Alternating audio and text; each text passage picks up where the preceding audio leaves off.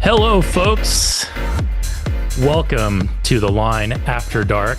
I am your host, Eric, from Skeptics and Scoundrels.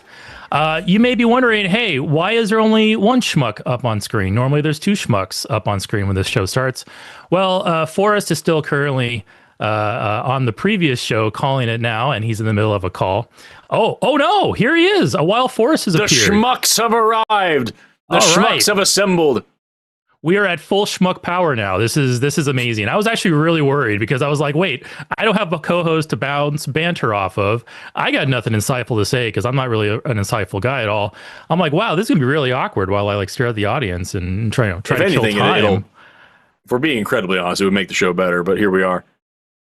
Yeah, I mean, who doesn't want to have dead air and a guy who just awkwardly doesn't know what to say? Forrest, how are you doing, man? Well, we just got done with I was on Calling It Now, talking about politics. We talked to a MAGA guy who didn't want to do healthcare because that would take money away from bombs. And we talked to another guy who thought that Kamala Harris is just as bad as Trump. And it was wild. And those are just gross oversimplifications. And I am being facetious, but here we are. And honestly, you couldn't tell the difference half the shit that we talk about on those shows. Welcome, everybody. True. Welcome to this show. How are you? I don't know how far we've gone into the intro and everything. No, I just started. So yeah, you got here pretty much right on time, well, almost. Hell but, yeah. No, we appreciate you just one show to the other, just powering on through. I'm sure you're probably like, I'm thirsty, I'm hungry, I need to use the bathroom, I could use to stretch my legs.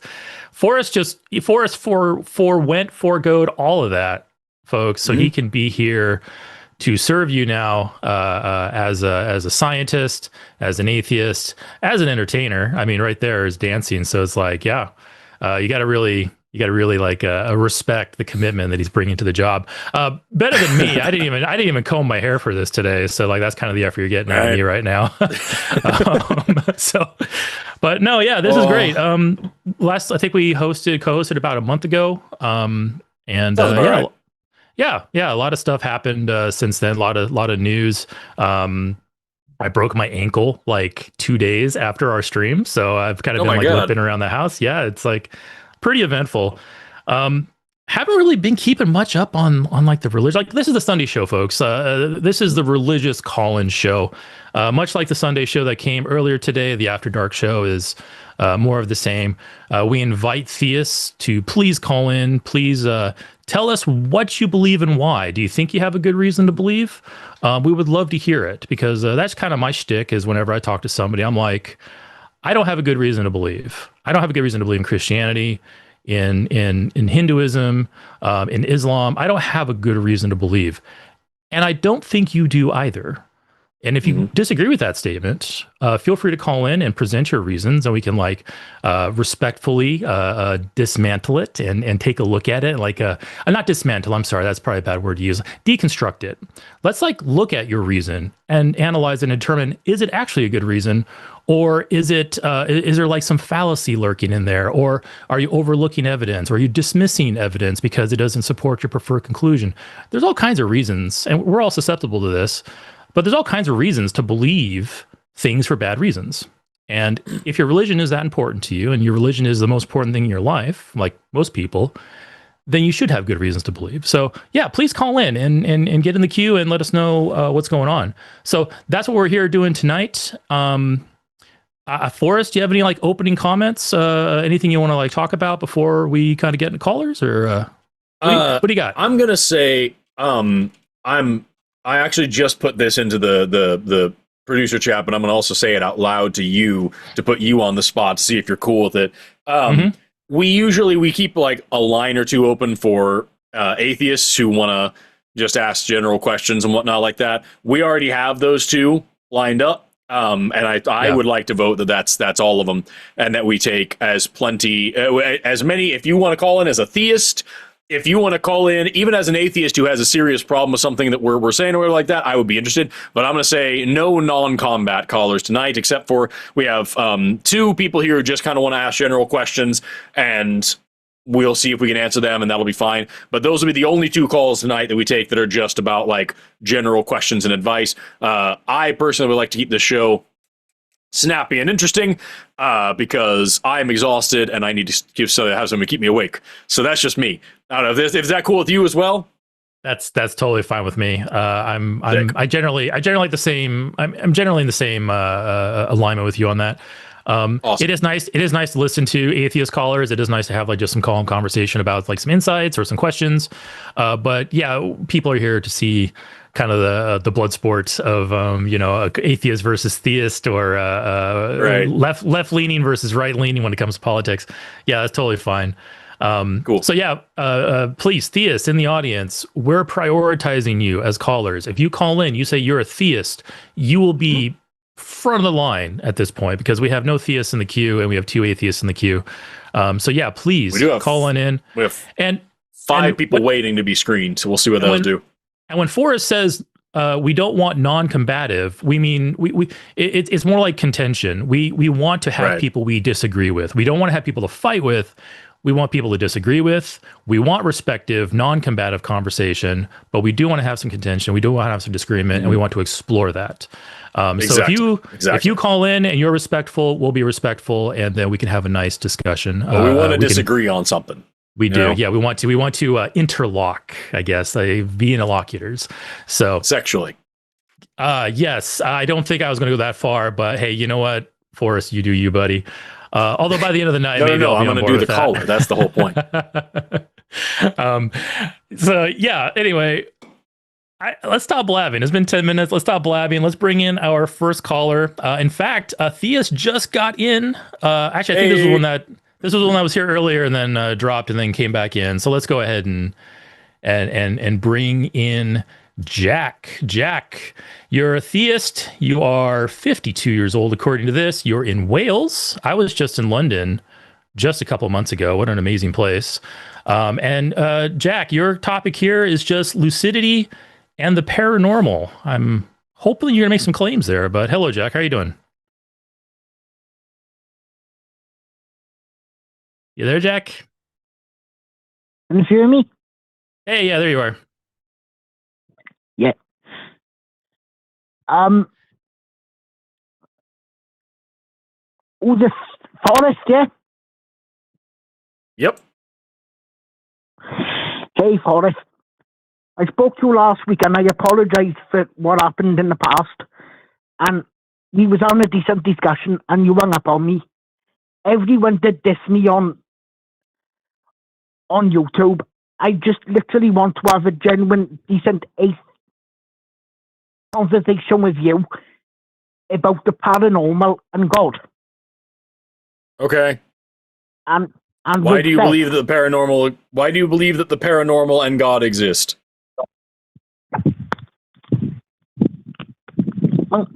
Thank you for not hanging up. And hey, Seth, as well. So sorry about that, Seth. I didn't mean to be rude. That's not Seth. That's Eric. Yeah, I'm not Seth, but apology accepted. It's fine. Oh, Eric, I beg your pardon. I think it was Seth then. I will accept. Yeah. I will accept your apology on Seth's behalf. How about that? Okay, thank you. No, when I speaking to Forrest last week, I bought an NDE story with Vicky Umpeg, and then after that, he cut me off. But I've got a stronger case now for terminal lucidity. I think the call got dropped. But you were talking about near-death experiences last time, and we explained to you that we don't think near-death experiences are compelling in any way. And that's kind of where the conversation ended. So I would like to know, why do you believe in God?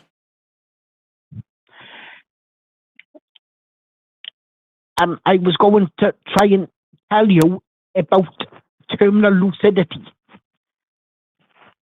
Does that tell me why you believe in God? Absolutely. Well, I believe so, yeah. May you Okay, so type terminal in, lucidity, as far as I know, is an unexpected return of mental clarity shortly before death in people that have previously been dull, confused, demented, or non-responsive. That's what I got from the top of the Wikipedia article here. I have heard of this before, and it's an interesting phenomenon. I don't know if there's any explanation for it that I know about. There's a lot of possibilities, but no solid explanation.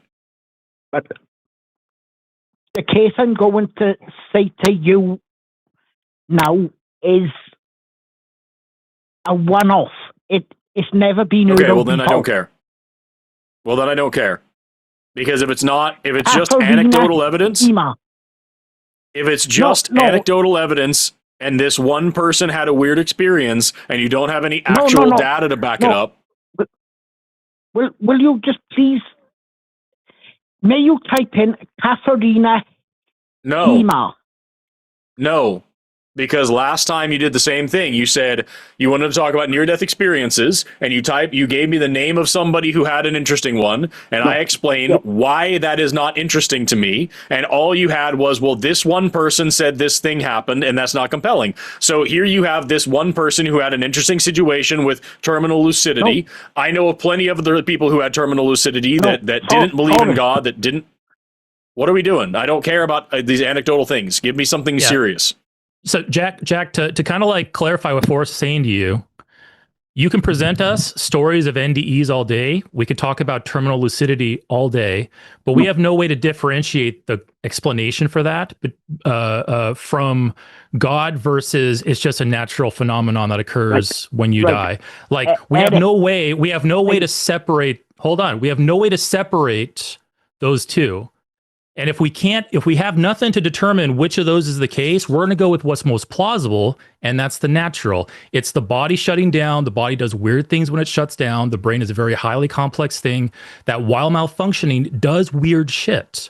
That's the plausible explanation, and we're going to go with that unless you can give us some direct evidence that your God exists, rather than this hand-waving at stuff you don't understand. Right. I'm trying to do that. But because you're both refusing to type in the name I'm asking you to. Yeah, what I'm trying to explain to you is that anecdotal evidence isn't compelling to me. So giving me this one name and saying this one person doesn't do anything for me. Right. Will you just be, please, if you just, I'm genuinely being honest now, you know, it's a talk show. I'm on a decent talk. No. You know, I apologize last time. You know, do you believe, I'm begging to speak to you today. Jack, Yes? Jack, do you believe in Odin? Do you believe in Odin? No.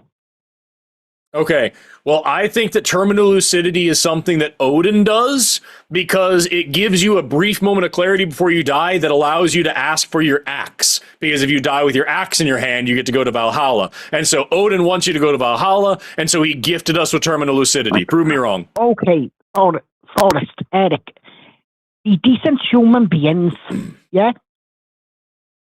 Prove me wrong. I'm still waiting. Well, I'm trying to. All I want you to do is type in Catarina Hema. I don't have to. Does Catarina Fema believe in Odin? Because if not, I don't care. I'm telling you about the will of All-Father Odin. Why am I wrong?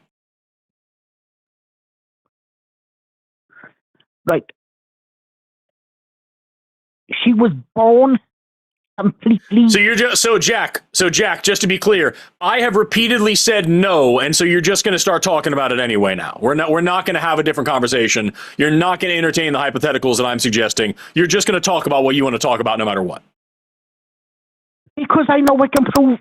I know if you will type that in, you'll be You're shocked. giving me You'll just think You're giving me one example of somebody who put You're giving me one example of somebody. I'm telling you my hypothesis explains all terminal lucidity, every single one of them.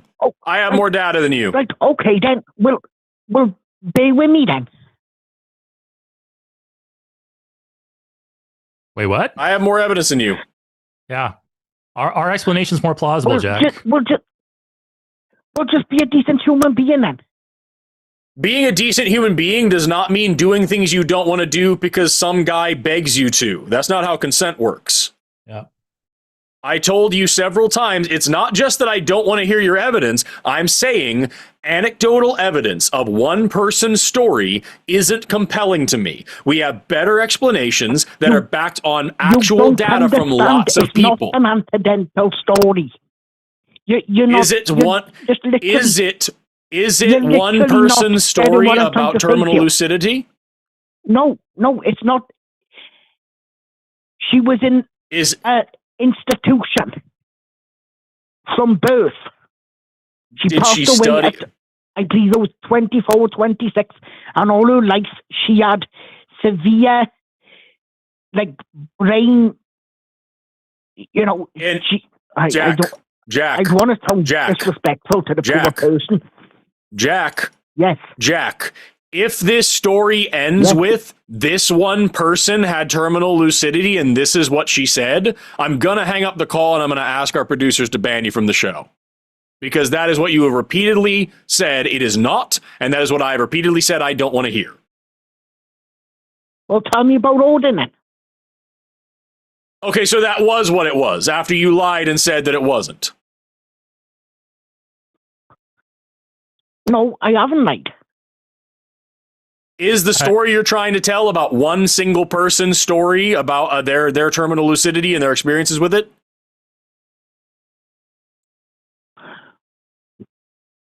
Medical professionals, yes. Uh-huh. And that's exactly what you said it wasn't a minute ago. No. I said it was from medical professionals. About how many people? One. Exactly, which is what I have repeatedly said for 10 minutes. I'm not interested in hearing. And you lied and said it isn't that. And then you started talking about it. And as soon as I told you I'm going to end the call, you changed your tune. I'm not interested in the story of one person. How many apples make a banana? Jack, I'm going to say it one more time. I am not interested in the single story of one person when we have better explanations. Yeah, there it is. Yeah, there it is. Fuck off, Jack. And he's out of here. Dude didn't get his way, and so he resorts to name calling because he wants to tell his little story. Nobody cares. That's not how consent works. I'm not interested in that kind of evidence. It isn't compelling to me. Come in with something serious. Fucking Jesus Christ, dude. I wanted to ask Jack, how did he, so, you know, I was trying to tell him, like, okay, the most plausible explanation should be the explanation that we go with when there is no direct evidence for the alternative explanations. Like, Jack could have presented us some direct evidence for God, like, oh, hey, I can show that God exists by we can do this test. If we do this particular thing, then we see this result that can only come from a God. Like, these are things that, Jack, you have to do first before you bring a God explanation to the table. Because if you're bringing your favorite God to the table, then Forrest can bring his favorite God to the table. I was going to bring the aliens behind the Hale-Bopp comet that the Heaven's Gate people killed themselves over. Like, that's my explanation. I think terminal lucidity is the aliens behind the Hale-Bopp comet fixing your brain right before they beam you up to their spaceship as it flies by. Like, that explanation is more plausible than either of the God explanations. It's more plausible than the comet exists. Yeah, the comet exists. It's entirely natural. Aliens, if they exist, they're entirely natural. My explanation, as stupid as it is more plausible than your God, Jack. That's what we're trying to tell you. And if you can't bring up the plausibility, bring up the probability that your God actually exists and actually does the things that you think that it does, we can just dismiss it. It's just the rantings of a wishful thinker, and we don't care about that. So, let's put it this way, Jack. Next time, if you're still listening, Jack, next time you're thinking about this, and you're wondering to yourself, how can I convince these guys that I'm right? Ask yourself first, how can you convince yourself that you might be wrong? For instance, I could say, okay, I think that the aliens behind the Hale-Bopp comet are doing this.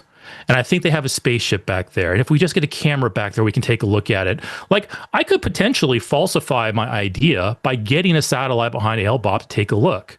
But then, you could do things like, if it was a God thing, you can say, oh, well, maybe the ship is cloaked and you can't see it. Or maybe the aliens are like masking themselves so that we can't, because they don't want us to discover them. Like, you can like reduce the falsification of your idea down to virtually like non-existent, and at that point it's a useless idea. My alien explanation is useless because I have no way to determine whether I'm wrong about it. Ask yourself the same question. If you were wrong about your explanation, how would you know? Ask yourself that first before you try to convince us that it's even true, because it's horrible. Like, it's very, very frustrating because this is just basic critical logical thinking. And if it eludes you so much, you need to work on that first before you try to come in here and convince us of these things. Go ahead, Forrest. Yeah, no, I was going to say, I do apologize to you specifically for, kind of dominating that call and then hanging up without checking on you. But like, the reason we did is because Jack calls in all the fucking time. He's called in a bunch of times. Yeah. And the last time he called in, he told me, listen, I'm sorry. Every time I called in before, I was just shit-faced drunk and I just wanted to be an asshole. Oh. But now I'd like to be serious. And I think near-death experiences prove things. And we're like, no, they don't. And here's all these reasons why. And he just kept saying, well, look up this one, though. This is this name of this person who had one. And we're like, yeah, but they're not compelling. They're not interesting. Yeah, but look up this one, though. This one's really good. And and then finally, at a certain point, his call got dropped. We didn't drop him.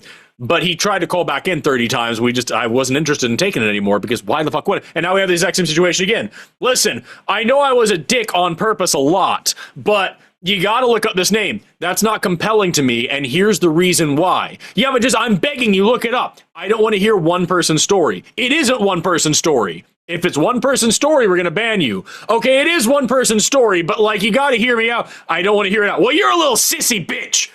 You're an asshole still. You're still drunk. You're still a prick. I don't want to fucking deal with you. We don't have time for you on this show. We have people who are actually serious who want to talk to us. Get bent. Sorry.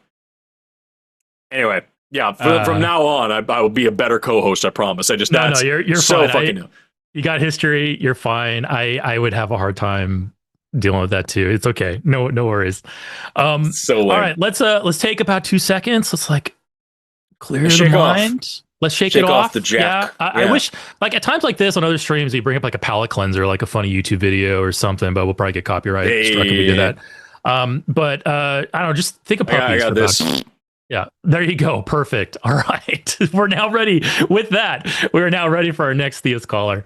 Let's go ahead and bring in who's waiting the longest. Our two atheists in the queue, Mary and Aaron. I'm so sorry. Atheists are second-class citizens here.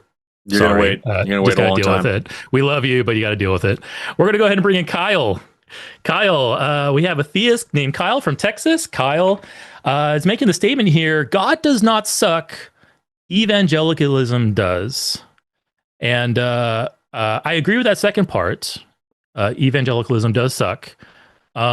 When you say God does not suck, I suppose it depends on what God you're talking about, because there's so many different ideas of God. Can you hear me? Yes, we hear you. How you doing, Kyle? Well, I'm a Muslim, so saying in the title of the story, I guess you didn't really type it out right, or you didn't hear me. But okay. My statement was saying the Christian God sucks inherently. I find that, especially with the guest caller, it more being a hate of American evangelicalism. Well, the last caller was from Wales. No, I'm talking about your guest, or I don't know, the other person on the call. The moderator? I don't know what you call him. Me? You're talking about the call screener that took your information? Oh. Are you talking about the previous show earlier today? Yes, sir. Well, I'm not talking about the previous caller. I'm talking about, the guy, I mean, there's two of you, is there not? Yeah. So I haven't said anything about evangelicalism today, though. I didn't say you did. I'm saying when you were talking to I was watching your other live stream, too. Okay, so you're referencing a previous show, which I have no knowledge about because I didn't watch it. So I think maybe what we should do is we should probably maybe back off from the evangelicalism thing. Oh, he's gone. He's still there. Oh, he's gone. No, he just disappeared from me. Okay, maybe he realized he was talking to the wrong people. Maybe. Okay, well, we'll give him. Well, if you call back, I'd love to talk to you because I'm interested to hear how you, as a Muslim, would defend the God of the Bible, and how that extends into the God of the Quran. Because Islam and Christianity there's a lot of the same shit going on there. So I'd love to talk to you about it, and I'd love to talk to you about your God and why it's different and why whatever. It'll be fun. It is kind of interesting when you look at it, depending on who you talk to, whether you're talking to somebody of Jewish persuasion or Christian persuasion or Islam. Like when you're talking to a Jew about their God, you don't bring in stuff from Christianity because that's not their God. Yeah. But when you talk to a Christian, now the Christian adopts all the problems with the Jewish version of God and also the Christian God. And then when you're a Muslim, you got all three problems to deal with. So right. So the Muslim God does suck because he's the God of the Old Testament who endorses slavery. He's the God of Christianity who endorses eternal torment for finite crimes. And then on top of that, you have all the, okay, his prophet, his chosen guy was a kitty fondler and stuff like that. Yeah, like gross stuff. So yeah, that God does definitely suck. If Kyle came in and said, "Oh, I think I just like a deist God, like general deist God," I'm like, yeah, that God probably. I don't know if that God sucks or not. I don't have enough information about it. If Kyle's God was some version of God that's like, well, he's not all powerful or all knowing. He did the best he could, but he made mistakes. But he kind of thought that existence and enjoying life is worth the price of having all these evils. I could maybe say, okay, maybe that God doesn't suck. Maybe the God just isn't all powerful or isn't all knowing or has some limitations that kept him from making things better. But when you bring in this omnipotent, omnipresent, omnibenevolent, omniscient God, like that does everything, and you have things like Harlequin syndrome in newborn babies, that God sucks. I'm sorry. There's no way around it. Like, you don't need Harlequin syndrome or I think it's called syndrome in newborn babies. That's just simply an unnecessary thing in our world. And if that God decided, I'm going to make this, and oh, by the way, I'm all loving, I'm going to go, no, God, you're a big fucking liar. And you also suck. But anyway, sorry, Kyle. I guess we didn't go very far. He seems to be in the screening room again. It looks like maybe he dropped. All right, I think he accidentally dropped. It looks like he might be coming through again. So I was going to wait just a minute. Let's give him a moment. Then we'll see. See if he makes it, because sometimes we get weird numbers. Yeah. Giving it half a second, stalling for time. Eric was talking about cool stuff, and I thought that it would last as long as we needed. But here we are. Sucks. God sucks, and we'll talk about why as soon as we get this call from Kyle through the screening room, which is gonna happen. I guess I could give the schedule. Let's give the schedule. Let's go with that. There it is, Kyle. Oh my God, you're back on the line. Oh my God, welcome back, Kyle. No, I apologize. I wanted to make sure. I was like, I'm watching the live stream. There's two guys here. I'm like, I just sat through 10 minutes of hearing a crazy Welshman talk about just running circles. Right. So what did you want to talk about with God? Right. So you say God doesn't suck. Which God are we talking about, and why doesn't it suck? No. So the title of the show was "The Christian God Sucks." Yes, agreed. So to say that, where does that come from in your beliefs? The God of the Bible is a monster. Is Eric SNS, right? Yeah, I'm Eric. And then you have Forrest. And I'm Forrest.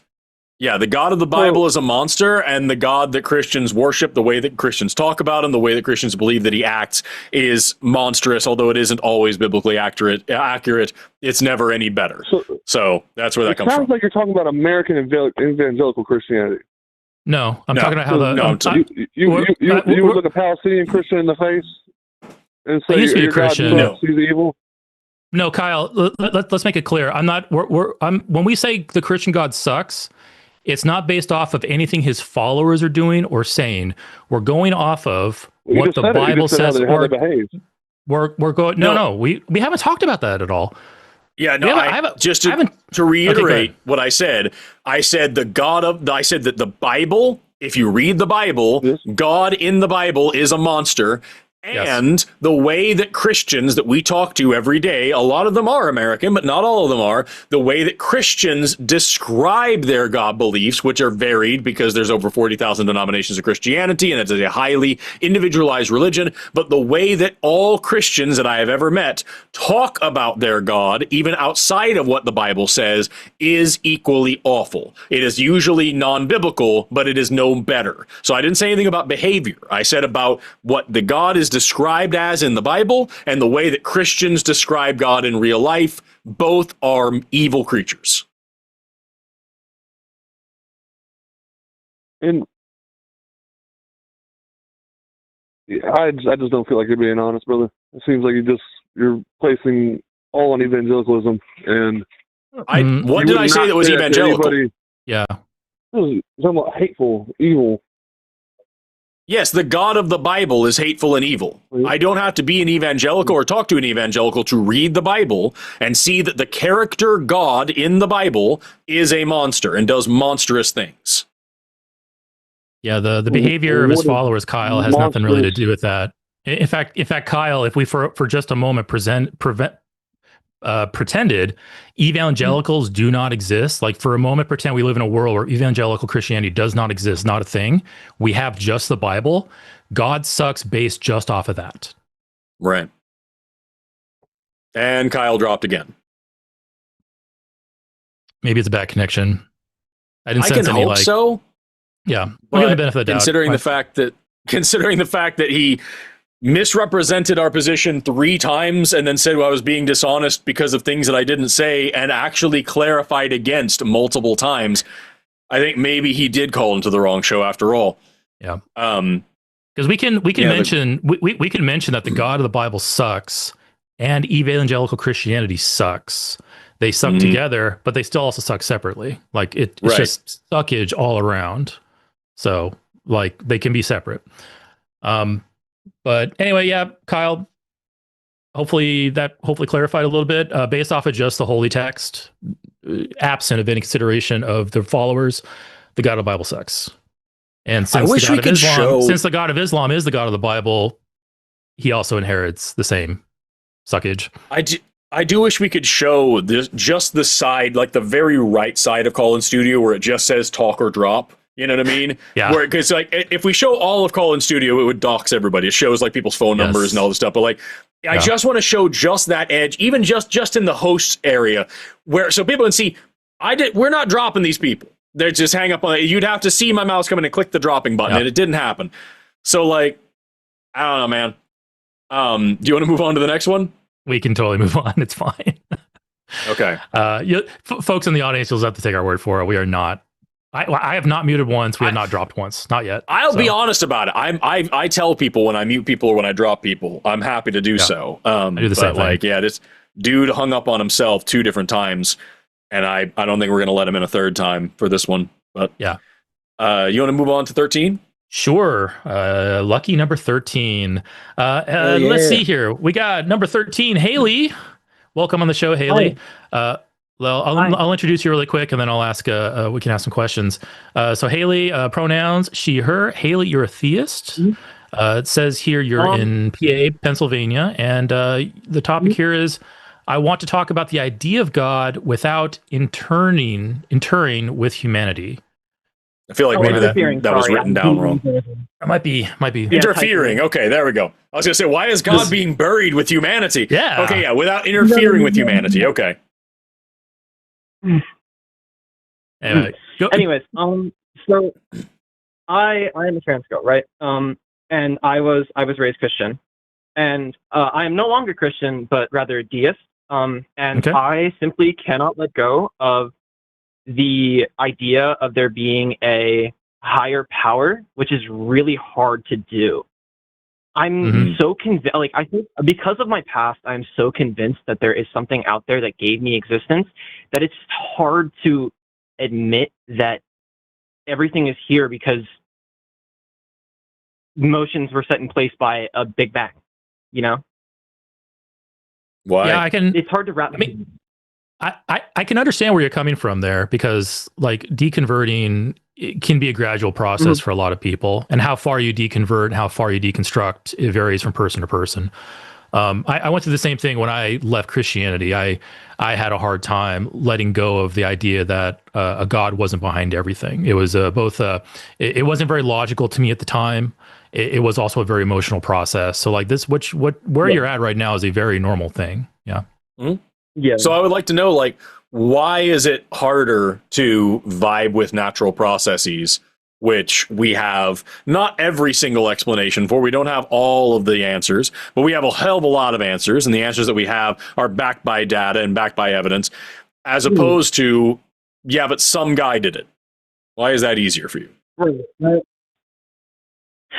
Okay, so going back to the things you said earlier about like the Christian God and the God of the Bible being completely evil, I agree with that 1000%. And I like, if anything, I figuratively, not literally, hope and pray that he is not, you know, what truly is out there. Because I would rather spend eternity in hell than spend eternity in heaven, just numb to everything. Sorry. I'm very nervous right now. I've never been on one of these before, and me and my girlfriend love to watch your show. You're doing oh my God. You're doing awesome. Don't stress. Eric is very nice, and I'm very stupid. You have nothing to be nervous about. I thought it was the other way around, but anyway, go ahead. But I hold so much disdain for the Christian God, but I cannot let go of the comfort that is knowing that something put me here, rather than the ambiguity of not knowing why I'm here. And I understand that purpose isn't that important in the long run, and you give yourself purpose, but dealing with the fact that I am here by chance rather than by decision of a higher being is just so difficult. And personally, I like to think that if there is a God, he's very cynical, or not even it is very cynical, and simply we are just a form of entertainment. We can't even begin to fathom what a higher power would want from us. Like, I mean, something that can create universes, we can't even begin to think about what it would want. Like, that's why the Bible's stupid. Like, how are we to know that's what a higher being that can create universes wants? I agree that those answers are very unsatisfying, especially when, like, because that's kind of the whole endeavor of religion, aside from controlling people and generating money. It to the normal person, it's an explanation. It is something that brings comfort. It is something that is better feeling than just simply saying, I don't know, or I have no answer, or there's just a blank space there. There is an answer there. Something caused us to be here. So we're just going to go ahead and pencil in God, because it's the comforting thing to do. And you're speaking like you're talking to Eric 15 years ago when you say stuff like that, because that's exactly what I went through. But let me ask you this, Haley. What is the thought process between, okay, I'm looking at everything here today, and the comfort? What exactly links it? What exactly necessitates that divine being to be the explanation? Like, can you give me kind of like there's just one thing, like this thing? Like, some people say complexity, some people say love. Go ahead. What brings me to come to that conclusion? Yeah, like what's the main reason? Fear. Eric, you need to refresh your camera. Not knowing. I guess so. And there it goes. It's good. Yeah. Sorry, my camera borked out there for a second. So you're holding this position out of fear. Yeah, pretty much. Okay. And what is driving that fear? What do you think is driving that fear? You know, after having Christianity drilled into my head for about 16 years before I was like, you know, before I came out and told everyone like, hey, I'm not straight, I'm not cisgender. And being told that if I was the things that I am, that I'm going to spend eternity in damnation, I was terrified of what came after life. And I wanted it to just be absolutely nothing, but I can't accept the fact that it might just be absolutely nothing. Okay. Can we agree that whatever happens after we die is going to happen whether you believe or not? Yeah, I can agree with that. How does your believing affect that? It's more so just, it provides me comfort in life, if anything. Comfort that knowing that, sorry, it's hard to word thoughts. No worries. Take your time. But it really does just come down to comfort and allowing me, like, I have very, very bad anxiety, and, you know, without that reminder that everything will be okay after I die, because I'm going to be in some sort of sanctum with a higher being, I don't know. Well, that's the thing. How do you know that? Like, let me pause it. If you don't mind, let me pause it. A God. Have you ever heard of the term Pascal's wager? Because it's kind of you're kind of brushing up on it. Okay, you're kind of brushing up on it. But you're not like directly engaging in it. But Pascal's wager is an argument that Christians and anybody who believes in like an afterlife uses, and is basically like, well, if you just believe, then you're playing it safe, because if you believe in God and God is real, then God will reward you for that belief. But if you don't, and that's like an infinite reward for very small investment, supposedly. But if you don't believe, then you might piss off this God. And now this God eternally punishes you. Like that's kind of like what Pascal's wager is in a nutshell. And the argument is basically, well, you might as well believe because it's the lowest investment and the safest bet for the highest reward. But Pascal's wager makes a huge assumption in the God being believed in, and that's this God cares that you believe and either reward or punish you for your belief status. It's a massive assumption built into the God. But the thing is, though, that it is equally likely for a God to exist that is the opposite of what we think the Christian God does. Maybe a God exists. Right. Maybe a God exists that says, you know what, I'm going to reward people for either believing or not believing with courage and without fear and using logic and reason. I'm going to reward people. I'm going to reward the non-believer for not believing because they legitimately have no reason to believe, and also do it despite the threats being hurled against them, despite the promises and threats of religion. I'm going to reward a person that doesn't believe for good reasons over a person who believes for bad reasons. A God like that could easily exist. And now if Pascal's wager is flipped on its head, now believing gets you in hot water and not believing will keep you out of it. And when you kind of look at both of those things, they cancel out. Pascal's wager is just a useless idea. I guess it's just like, there's too many assumptions built into it. But anyway, just kind of like sum it up succinctly. I think that if God exists, and this God is just and is loving, then he's going to look at the non-believer like me and like Forrest, and he's going to say, hey, you know what? Even though I do exist, these guys didn't believe for good reasons. I know I didn't provide good evidence to them. I know they used their rational faculties and they came to their conclusions honestly. While their conclusion might have been wrong, they got to it honestly, and I'm not going to punish that. How can I punish somebody who comes to a wrong conclusion based off of incomplete information, as long as they did their best? So that's kind of what broke me out of fearing this Christian God or any God in general, because I have no idea what this God's values are. If this God exists, I have no idea what this God's values are. I have no idea what his motivations are. I have no idea if there's going to be an afterlife. Like, it's all just all these unknowns. And with that many unknowns, I'm not going to allow that to drive me with fear into doing things that are irrational or doing things that just don't make sense. That's kind of like my position on it. And it took me time to get through that phase of fear and out of it. And I'm kind of lucky in that I'm an ex-Jehovah's Witness. Jehovah's Witnesses don't believe in hellfire. The worst thing I was ever facing was just eternal annihilation, like destruction. Like, I don't have the hellfire baggage to drop. I know a lot of Christians do, and it's much harder for them. But that's kind of what got me through it. That got me past any type of fear, because I'm like, hey, you know what? If this God has these values that I described, and he doesn't care if I believe or not believe, as long as I'm getting to it honestly, then I'm fine with that. But if this God will punish me for doing things irrationally, for believing in things out of fear, I want nothing to do with that God. That God's values are so out of alignment with mine, that God can go fuck himself. Like, that's where I'm at. And yeah, no, I agree with that. Yeah. Yeah, I guess I'll let you talk. I'll let you elaborate some more here in a moment. I just want to put one more thing on this. Okay. You came out of Christianity, so did I. Forrest didn't, but other Christians have, or ex-Christians have. There is a lot of baggage and assumptions that you will bring with you out of your religion and not even know it. One of them is, this God will punish me for not believing in him. That is one thing that a lot of Christians, ex-Christians, will hold on to as baggage, because it is so ingrained into them and it is so built into them when they leave, that they don't realize that that's a massive assumption.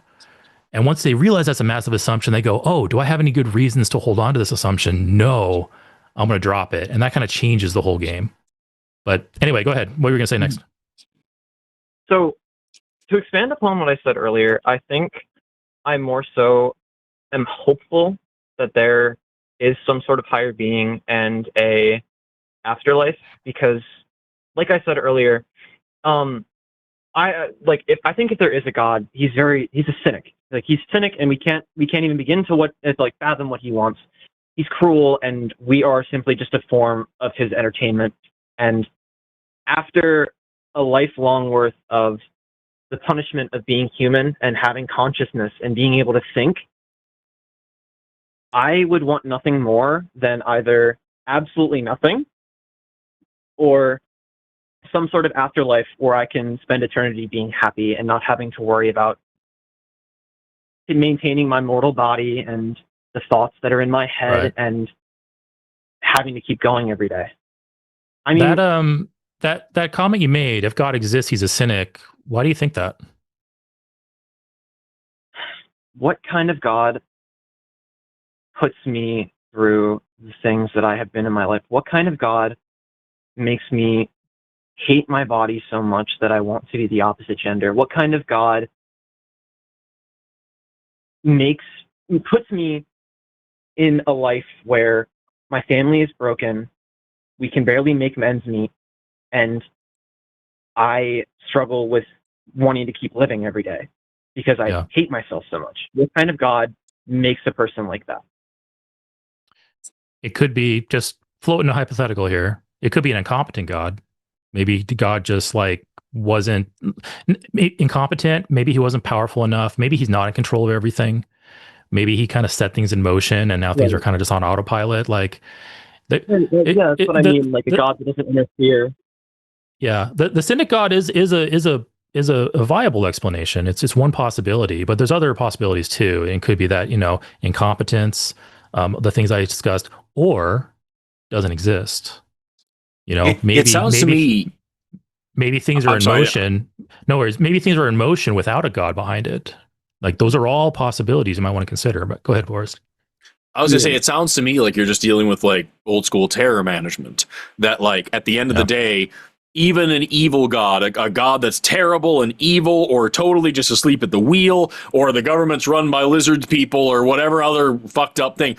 All of these things, no matter how awful they are to deal with, are less scary than there's nobody in control. This is all actually random. We don't know all the answers. And at the end of the day, I'm just here by myself, and my life means as much as I make it mean, and not a single thing more. That's a very scary thought. And that's hard for somebody, especially coming out of religion, where you're coming from this framework where you've been told your whole life that you're some sort of special, and there's real consequences for not just your actions, but your very existence. It can be scary to then look at the universe as something that actually is purposeless and more or less directionless, and you're just a part of it that's relatively inconsequential in the grand scheme of things, and you just have to make the best of the time that you have. Those are very scary, and they sound very cold. And it sounds like that's kind of where you're at, where even if you find meaning in something that's awful, that sounds a lot more comfortable than having no meaning at all. And what I would encourage you to do is just a little bit different than what Eric was doing. I would encourage you, number one, to call Recovering from Religion, because that's what they're there for. And we just got done raising well over $100,000 to support them. And they have actual therapists that are on the call around the clock that can help you out. But also, I would encourage you to get comfortable with just taking the reins of your own life and not letting the desire to fit in and the desire for comfort and the desire for something that makes sense take the wheel, and instead grab your own reins and drive yourself wherever you want to be. I don't give a damn what this universe is. I don't give a damn what this society is. I know who I am. And if I don't care if I'm the only person in this place, I'm going to find my place. I'm not going to go around looking for my place. I'm going to make my place, even if I'm the only person in it. That's what I would encourage you to do. And that's a scary and oftentimes lonely way to be. But in my personal opinion, it is far, far, far more fulfilling and far, far, far more worth it. And I've never regretted that kind of living for a day.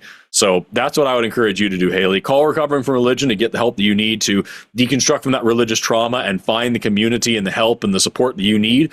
And also, quit caring so much about finding a comfortable answer and just find the right one. And I think the right one is, who gives a shit? You're you. Go be you. There's no other you in the world, and the world needs more people to be themselves. So go do that. I mean, thank you, Forrest. Honestly, that actually means a lot. Yeah. But I do want to. Sorry, Haley, if you don't mind, I do want to add to that too, Haley. You're 18. You're very young. Mm-hmm. Okay, I'm 44. I know what I remember what it's like to have been 18, and there can feel like I'm not saying this is necessarily your case, but there can feel like there's like an urgency behind having to take action and make decisions like this. You're young, you're fresh out of Christianity. You're in, like I said, you're in the spot that I was in when I deconverted when I was about 26, 27. Do what you need to do now to stay balanced, to stay healthy, and to survive. Take your time. No, like Forrest and I are not like saying you got to rush yourself out of this God belief and get to where we're at. We're not saying you have to do that. If this is what's working for you right now, and this is is that stabilizing feature in your life, and it's what's keeping you like literally alive in some cases, then that's fine. Like, you have my blessing to do what you're doing right now. Tomorrow you will feel different, guaranteed. And the next day you will feel different, guaranteed. How you feel, I don't know, but things change. You will change over time, and your outlook will change.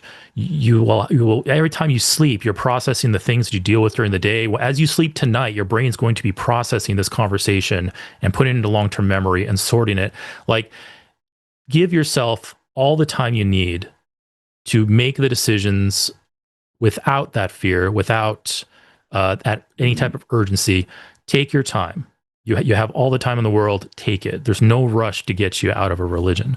And you never know. Next year, your outlook might be completely different. You might say, hey, a year from now, you might say to yourself, why was I scared? I'm not scared now. Why was I scared back then? Like, things change. So there's no rush. Take your time. And best of luck to you on that. I think that's great. I was 18 for a few years, and I was the same way. I cared about a lot of different things, and I was looking for these deep philosophical answers that now I kind of scoff at. And so, like, everything that I just said to you, those are things that, when I was your age, I would have had a slightly different take. So yeah, just this is a learning and grow experience for you, girl. You can do whatever you want. I cannot stress enough to you, if you take nothing away from this conversation in total, from me at least, I cannot stress enough to you, you can literally do whatever the fuck you want to do. You can actually just be whoever you want to be. You can just do shit. So, like, that's what I would encourage you to meditate on. But that's just me, and that's just my side of the things. And I think Eric is giving a much more rounded and less radical take on this than I am. You have two different perspectives now, Haley. Yes. Go ahead. I think I'm more leaning towards your approach on it, Forrest, honestly. Because now that I think about it, I guess the wanting to believe in some sort of higher power is more so a self-esteem issue and just a fear. A self-esteem issue of not being able to... What? I said, motherfuck that. You said anything that is rooted in a self-esteem issue, get rid of that shit. Yeah, right. But it's been something I've struggled with almost my whole life, I would say. It's simply just because I don't think I am good enough to decide for myself, or I don't trust myself enough to decide for myself and figure out what I'm supposed to do and how to figure things out. I think there was a sort of comfort in religion that helped with that, and dealing with the fact that I feel like I'm inadequate for almost everything. and I just need to let go. I need to let go of that coping mechanism that I use, which, and when you think about it, religion is a coping mechanism, but it just no longer works for me.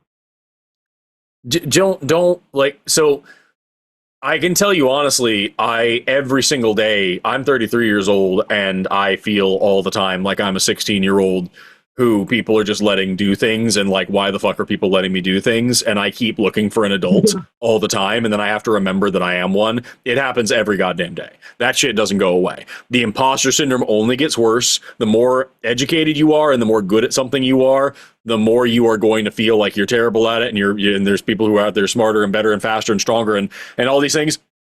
Absolutely. So I'm not saying like just stop being sad, right? What I'm saying is take the time. Yeah, exactly. Yeah. Take the time to cultivate that self-esteem and learn the difference between self-esteem and arrogance. You know what I mean? And take the time to grow that and develop that, and don't let that get in the way of your life. And you're gonna, and it happens, but at the end of the day, the less you do it, the better things turn out. And failing and falling on your face is so much more fun and much more productive than just not doing things and not pursuing things and not trying because you're afraid of what will happen if you do fail. So like, right. Yeah, girl, I say go for it. I say go be an adult. All the power to you, you are. Yeah. I think that's all I have to say, really. Okay.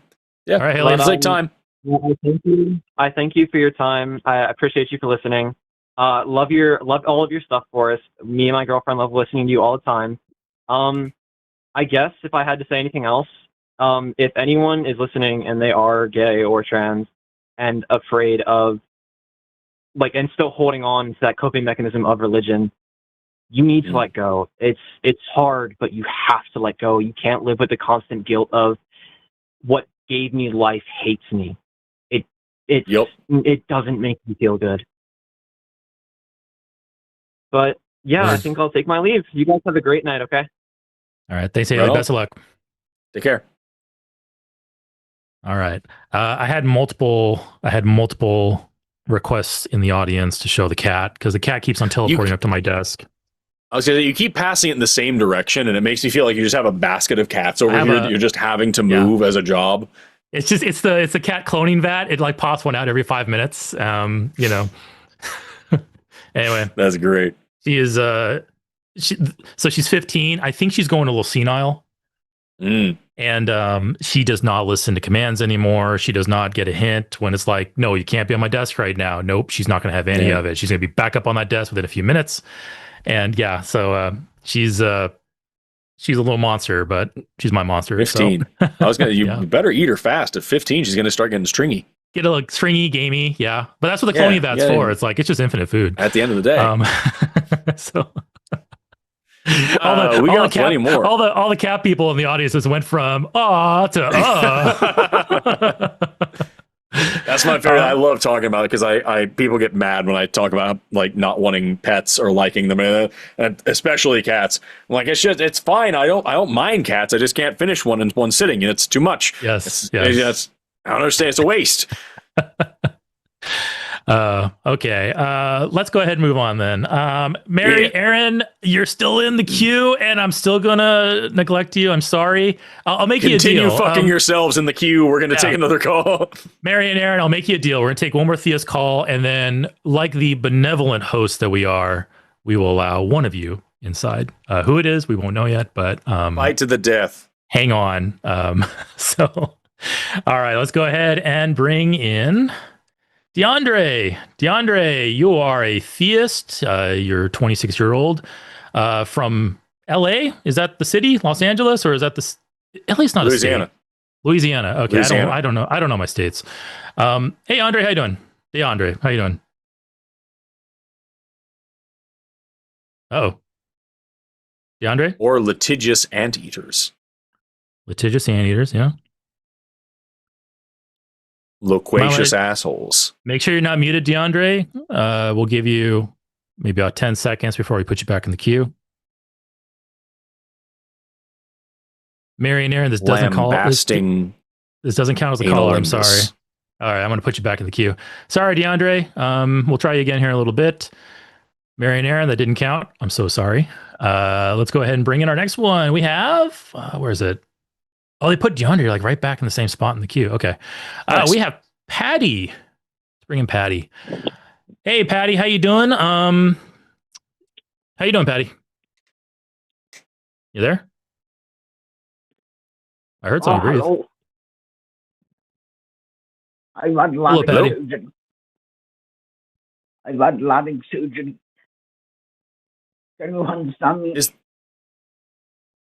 this fucking Jack again? I think so. Hey, Forrest. Okay. Get I'm gonna fucked, drop you that. asshole. What's wrong with you? I'm glad I you was like- wasted an hour of your life sitting there on the phone like a dick.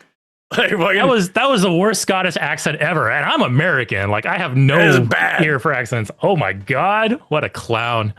Okay, well let's get you out of there. DeAndre is still in the queue. Mary and Aaron, I guess 2 not callers as up to a caller. it Let's go sounds ahead like and you're bring saying them like in. marinara sauce. Let's Marinara. get through them. We could bring them in both at the same time and just reference them as one entity. I don't think that would be respectful. Right. Okay, I'm gonna bring in. All right, let's go and bring in Aaron. Got to double click harder. Aaron, hello. Hello. Hello. Hey, thank you so much for being a patient sport as Forrest and I taunted you from the safety of our offices. How are you doing today? How are you doing? I'm doing great. I was not expecting this. This is great. I have so many questions. Well, you are an atheist. Let's try to limit it to 1 or 2 because we don't want to. I mean, atheist conversations tend to be pretty boring for our audience. So, but tell you what, we'll let you have a couple questions in. Let me introduce you properly first. Aaron, he, him, atheist, 23 years old from Portugal, and you're asking the question here: How do I better believe about trans people? I need clarification on transness. So, yeah. Can you elaborate on that? And I'm sure Forrest will have some really valuable insight for you. Yeah. Don't set me up like that. It's kind of hard to put. It's one of those questions where you don't know anything. But yeah, that is the best. That is usually the best place. That is usually the best place to start when you're exploring something. Is tell yourself, I don't know anything. So it's a good starting point. we no one is born learned, right? Yeah. I mean, okay, so outside of instinct, but sure, yeah. Go ahead. Well, let's say that. So sure. So basically, yeah, I naturally believe that transness and to a certain point also like homosexuality and all, that whole letters club, that's a thing, and obviously, but my core belief on that is because it makes people happy. And I mean, for me myself, that's fairly good enough. Like making people happy is just good, even if you don't understand why. Making people happy for itself is good. But I would like more concrete, like understanding of, I guess, the science behind what's going on, because there are some details that are a bit iffy, and I guess I'm arguably playing devil's advocate with myself. Sure. Okay. So like I can give you a brief, just summary overview, and then we can dig in from there, or do you have a specific question you want to start with? Well, I guess that's the devil's advocate situation of when I explain this situation to the other side, they're like, oh, it's a mental illness or something to the effect of that, and I'm like, no, it's not. It's proven and it is explained, and they tell me, please explain, and that's the point where I blank because. Before we go into this, Aaron, I'm sorry, I'm getting some yellow flags here, but I want to give you the benefit of the doubt. This is an honesty check here, Aaron. This is an honesty check. Yeah. And please be honest with me. the devil's advocate stuff you're framing it as, are these really your positions that you're holding, but you're trying to make that it look like these are positions of people you're talking to? Are you being genuine, or are you trying to reframe it? I mean, no, I mean, no, like mostly no. I do have some weird stuff that sometimes passes my mind, but for the most part, I believe that making PayPal happy is the most important thing. I would like to have something more of some substance per se. I will tentatively give you the benefit of the doubt, and let's proceed. Yeah. I get we have to be careful, of course. A lot, actually. Yeah, you have to understand. Well, there's a language barrier, and also like there's a major issue with people pretending to just ask questions and then just using that as a vehicle to be assholes. Yeah. So let's start here then. Right. So let's start here then. Let's just say we talk about sex, gender, and sexuality. So sex is biological characteristics, anatomy, chromosomes, genes, hormones. These things describe males, females, and intersex people. Then we have gender, which is socially constructed roles, expectations, behaviors, patterns, social and economic status, all these different things that are applying to men, women, girls, boys, transgender, and non-binary people. And then we have sexuality, which is about sexual preferences. And that even can be broken down a little bit further, but we'll just leave it there. So like you're talking about, you're either heterosexual, homosexual, bisexual, asexual, whatever the case may be. These are all separate things. And so naturally, when we talk about sexuality, for example, if I am talking about someone being trans, I am not talking about who they like to have sex with. That's not what I'm interested in. If I'm talking about sexuality, I can say I know that sexuality isn't just always everybody's straight, because we see homosexual behavior in over 1,500 animal species. It's a very natural, common thing, right? And if we're talking about trans people, we can say that we know that gender is not the same thing as sex because, excuse me, I have hiccups right now. I'm hiccuping weird. But we can say, for example, we know that gender is different than sex for a variety of reasons, one of which being that gender exists on a spectrum across every society, that different societies across time and space have different gender categories and recognize sometimes more than two genders. That there are plenty of societies where gender and sex have not always been congruent, that have accepted transgender people. Even in our own society, I can say that gender norms, expectations, roles, and all these social constructs have evolved and changed over the course of the centuries that we've been tracking them. And that isn't possible if this is something that is, intrinsically linked with sex. Otherwise, sex would have had to have also changed, and it hasn't. And then I can break sex down as well, and I can say, well, sex also isn't a strictly binary state because it is a multivariate system with lots of different factors going into it, and not a single one of those factors is solely determining the outcome of sex, and not a single one of those factors has only two options. And so what we have here, when we look at all these things together, is a tangled web of possibilities that we can just call a spectrum. It's just the easiest way to describe it. And everybody falls somewhere on that. Some kind of sexual presentation, some kind of gender presentation, some kind of sexuality presentation. And everybody is kind of, more or less as unique as their fingerprint on that case. But we tend to just kind of lump people into boxes for convenience. That's the long and short of it. That's the general, framework. What about that sounds unreasonable, and what devil's advocate questions would you have? Well, all that I understand. I've watched your videos, so like big fan per se. I'm so sorry you watch my videos. I also have some background in biology. I have my bachelor's. I mean, it's the nomenclature is kind of iffy because I don't know Europe or arguably America because so I understand the physical mechanisms of sex. And I mean broadly. Obviously, I don't have that much. But like as I said, what is necessarily the difference between transness and that the mental illness, because like I don't know, Alzheimer's, for example, it's an imbalance in chemicals. I'm pretty sure in the brain, right? I may be somewhat wrong.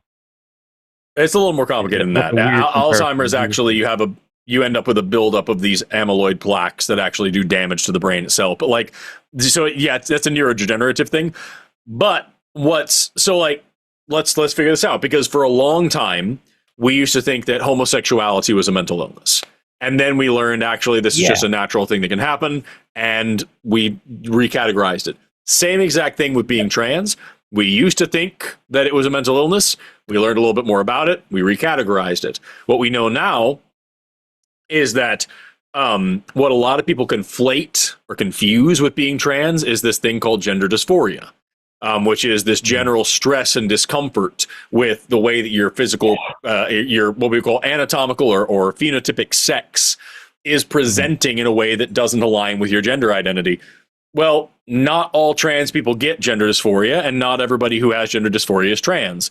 And even in trans populations, gender dysphoria sometimes, goes away by itself, even without gender affirming care.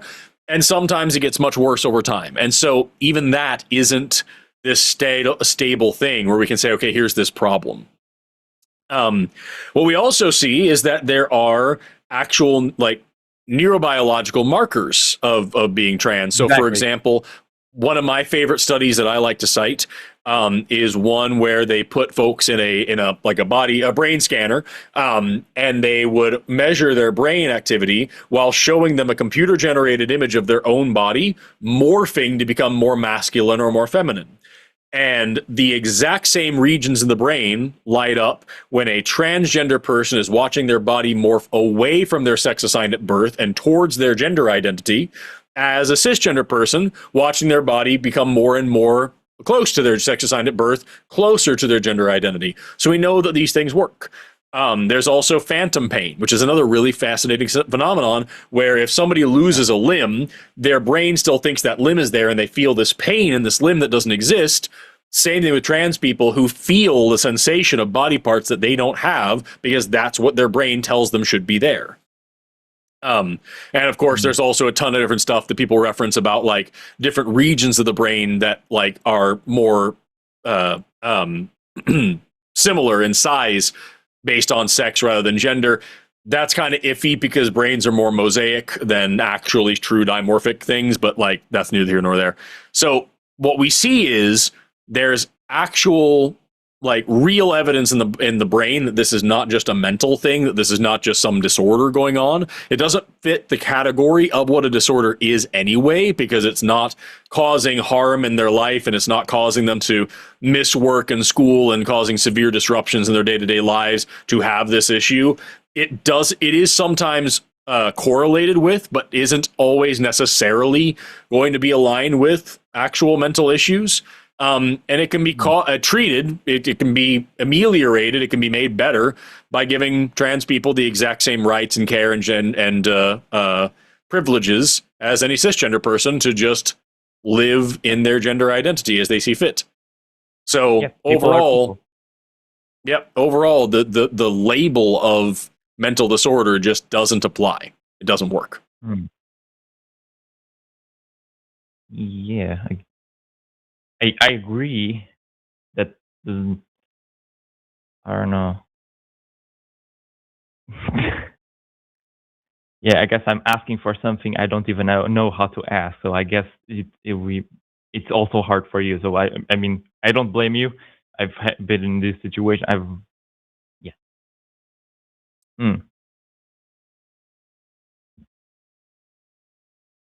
Perhaps what you should do. Perhaps what you should do, Aaron. Sorry.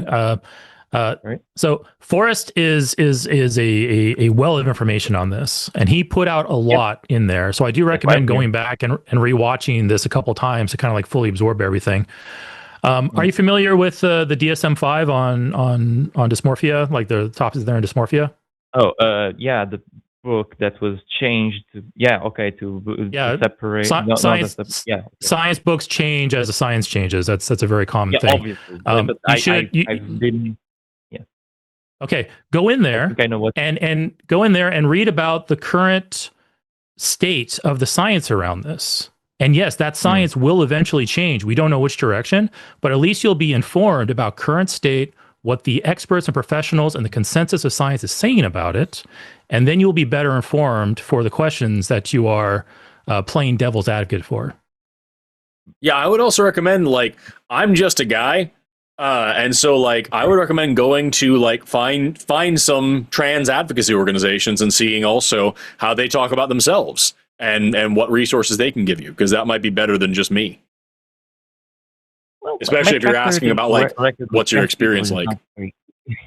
In general, unfortunately. But yeah, I'll try. Be nice. Maybe. Yeah, be nice, as long as you're not being a jerk. I generally am. I would say I just sometimes misspeak. Catastrophically, let's say that. Mm-hmm. Okay. Well, do your best and try again. That's the best I can give you, man. I have also catastrophically misspoken my life. Always getting better. Yeah, I have also catastrophically misspoken my life. I've done it plenty of times. Probably going to do it plenty more times. We also have a show on this channel on Thursdays called the Transatlantic Call-In Show, which is hosted by trans people. So they might be a resource for you as well. And they're very, very familiar with people who accidentally misspeak catastrophically. And so, like, they might be a cool resource for you too. Okay, so maybe Thursday I'll be around. All righty. Right on. All right, Aaron, you have a good night. Thank you. Goodbye. Take care, man. Bye-bye. Good call. You know, it was very informative. Yeah, thank you for driving that one. You have so much more experience and insight on that I'm just going to stay the hell out of the way because I am. You're just fine. I would just get in the way. But like, it's fine to ask questions like this, and it's fine to say, okay, if he was genuinely playing devil's advocate, which, but it's fine to say, okay, well, what if this question's presented? What if this question's presented? It is good to explore those things. But really, in the end, as you said, Forrest, sex, gender, sexuality, 3 different characteristics that a person shares. Just because you are categorized as one thing in one category doesn't mean you're automatically categorized or limited in your categories in the other. It's a spectrum, infinite possibilities, infinite combinations. And it's biology and psychology. It's a hard science and a soft science coming together. And yeah, Aaron, yeah, the DSM-5 changes. We'd be really, really concerned if it didn't. Can you imagine going off the DSM-1? Like, imagine we were doing science and psychology based off of the DSM-1. Holy fuck, how bad would that be? Like, yeah, so don't disparage things because it changes. Like, you can like pick up little things like that whenever it's like, oh, that book that changes. No, fuck, it changes. It's a science book. It better change. I don't know. Like, I don't know. Like, some religious folks. He said he was an atheist, but some religious folks, they seem to like latch on to if something changes, it is less or it's unreliable, much different than their perfectly true religion, which never changes, even though objective reality and science and evidence shows how wrong it is in so many places. Like things like just the flood in Noah's Ark, we have shown that is an impossible scenario. That never happened, full stop. But the religion refuses to change. The religion refuses to drop that belief despite the overwhelming evidence against it. And that's a problem. When you have a static belief and a static system that doesn't change, that's a huge problem. So much better to change with the data. Yep. Another analogy I like to use is imagine, Aaron, if you don't like change so much, imagine, Aaron, that a loved one of yours was murdered and the police come and investigate, and the police take an initial look at the crime scene and they go, oh, hey, we think Aaron did the murder. But hey, Aaron, you didn't do the murder, and you know for a fact you didn't do the murder. Somebody else did the murder. But the police reached the conclusion that you did the murder, and they're not going to change. Despite new evidence coming in, despite DNA evidence coming in showing that your DNA is not at the crime scene and somebody else's DNA is at the crime scene, or there's video evidence of somebody else actually doing the murder. But no, the police can't change. They cannot move off that initial conclusion. How screwed up would that be? And think about the same thing in science. We need change for science to be effective. We need change. It's a good thing. It is possible, and I want to give him, as he was playing devil's advocate here, I will also play devil's advocate for him. It is possible that he was simply saying, yes, I know that it has changed their definitions of this, and that's a good thing. It is possible. So who knows? We'll see. We'll see how he feels. I may be prematurely jumping down his throat on that. I don't know. Just something about the inflection. I think it was I sensed it, but it's fine. I could be wrong. Yeah, no, I picked up on the same thing. I'm just saying, I think it is possible, and I think regardless, I think what you're saying here is important for everybody to hear. That's why I haven't interrupted. I think it's important for people to know that that is, it's okay for science to progress. I deal with that all the time with Christians as well. I had one time I was in a discussion with a guy. He was a fucking eye surgeon. And he's in here talking about, science changes on this stuff, and you just change your mind and stuff. I'm like, bro, do you want to do eye surgery from back when the Bible was written? Really? No, you don't. Oh my God! Like, if I had I've had eye surgery. I've had LASIK, and if I walked in and I knew that about my doctor, I would walk right out. I'm like, nope, goodbye. Yep. Holy shit, man. Anyway, we've got 4 theists and 1 atheist left. Looks like. Yeah, I was about to ask why are we here? The small version of that question. Why are we here? Not the large version. Anyway, okay, let's go ahead and bring somebody else in. Let's see here. Mary, other atheists in the queue, you are holding on, and we will reward that later on. So please keep on holding on. We will get to your call. We're going to get another couple of theists in here. One theist and then take Mary and then back to the last theist. Mary's been enough of a sport that yes, I think one theist caller, then we can get to Mary's, because hell yeah, Mary's committed 90 minutes to sitting on hold, and I would hate to deny her. Yeah. So keep on holding on to Mary. Let's go ahead and bring in Malik. Malik's a theist, 23, from Wisconsin. And the question here from Malik is, how can you tell the difference between good and evil as atheists? Hi, Malik. Hi, can you guys hear me? Yes. Yes, we can. Okay. How are you guys doing tonight, by the way, before we debate? I'm doing great. This show tonight's going swimmingly, so I'm having a good time. How about you, Forrest? I could go for a sandwich. I'm pretty hungry. I've been on since 4 o'clock, and I'm starving. I usually eat every hour.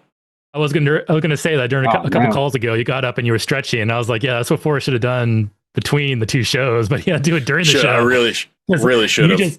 You hung up on that last show and came right into this one. And it's like, oh wow, just machine. I could crank down a granola bar right now. I would be 1,000,000% better at this job. But here we are. Well, feel free. I can talk to Malik for a little bit if you need to get some fuel in the tank. Maybe. Yeah. Let's see how this starts, and then I might step out of the room and grab something. Yeah. So Malik, different atheists will have different positions on morality and whether morality is objective or subjective.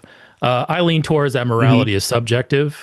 So there's an element of objectivity to it, and there's an element of subjectivity to it, because morality is kind of like this complex construct. So I break it down kind of simply. Morality is 2 things: your set of goals, and then evaluating actions that get you closer or further away from those goals. So the choosing of the goals is entirely subjective. They're based off of values, off of preferences. They're based off of our evolutionary wiring that we have as a societal species. So, for example, one of my subjectively chosen goals is I want to see as few, if not none, children be molested by politicians. Okay, so that's a subjectively chosen goal. Now, with that subjectively chosen goal in mind, I can now look at actions and I can objectively evaluate whether an action brings us closer or further away from those goals. For instance, to get political, we have a pedophile president in the White House. That is a bad action. That is objectively bad relative to my goal of seeing as few children as possible molested by politicians. So that's kind of my moral system: subjectively chosen goals, in which, once that's done, I can objectively evaluate actions that either get us further to those goals or closer to those goals. So that's me. Okay. But my question would be then, where do you get the objectivity from on the objective? I just told you. That you just mentioned. I just told you. Like, for instance, so Malik, have you ever played any chess? Yeah. Okay. So the goal in chess is capture the enemy's king and prevent your king from getting captured. That's the subjectively chosen rules of the game. But when you're playing chess, if you're one move away from checkmate, then it is objectively bad for you to allow that checkmate to happen, because you lose the game, because it goes against the subjectively chosen goals. The evaluation of the action is objective relative to the subjectively chosen goals. That's why I'm saying it's kind of both. It's this complex thing. If you're trying to like take all of morality, if you're trying to take all of morality and say all of morality is either subjective or objective, I think that's too simplistic, because morality is this complex thing. It's a multi-part construct of ours. It's kind of like saying it's kind of like saying, sorry, I'll use an analogy here. You're fine. It's kind of like saying, Malik, let's say I would ask you, hey, Malik, is your car made of plastic or metal? We go, well, my car's made out of both, because my car has multiple components to it. Same thing with morality. It's multiple components. Each one has its attributes. Okay, so I guess I can somewhat agree, but the difference between my view is that I think when it comes to core things, like I guess you can say basic knowledge of like don't kill people, don't molest children, these things, right? These are objectively bad. But in the aspect of when I say something, when I think morality is, I guess you could say subjective, is when there's a gray area, like, I don't know, let's say certain states have different jurisdictions, or let's say, I don't know, a certain state doesn't want you to, I don't know, like in Texas, they have a law where you can do I think it's called stand your ground or something. And, you know, with a cop there, you can beat up somebody. Well, in other states, they don't have that. I think that's where the gray area is, personally for me.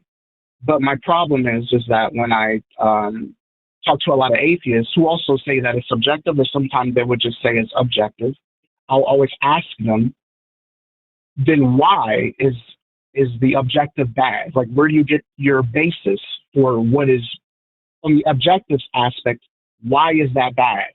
Why is it bad that, I mean, me and you both don't like Trump. You know, I think he's a pedophile and all the Epstein shit. Yeah. But my issue is when you say something is objective, the objective aspect, where's your basis on that? Like, where are you getting that from? Is it just from your own intuition, or what?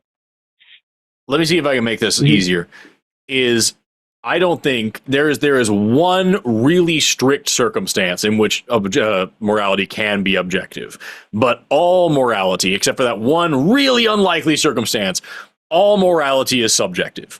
Even if you say, I get my morality from God, that just means that God is the subject. It is God's will that is dictating your morality. The one extremely rare thing would be if you're claiming that it is impossible for God to do anything wrong, and that, you know, God, then that would mean that objective morality is external to God and has a higher authority than God, and God is bound to that thing. That's usually not what people think.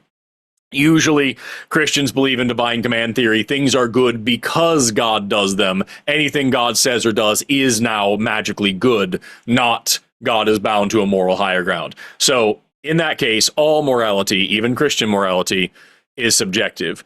Where Eric and I are coming from here is that I can look at biomedical sciences, psychology, whatever, and I can find out what is objectively good for people. And I can subjectively choose human flourishing and well-being as a grounding point to say, this is what I'm striving for.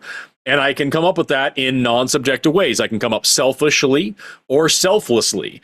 Selfishly, I want to live in a society that prioritizes human flourishing because I'm a human and I'm going to flourish in that society.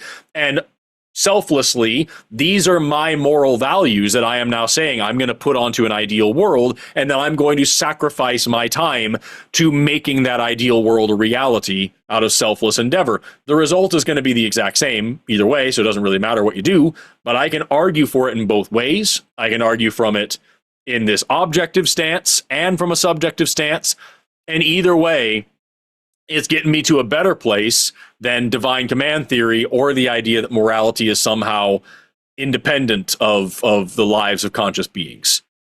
That's the best way that I can frame it without getting too deep into the weeds, but there are plenty of weeds to get into. Are you calling in as like what God do you believe in? I believe in the Christian God, Yahweh. Okay.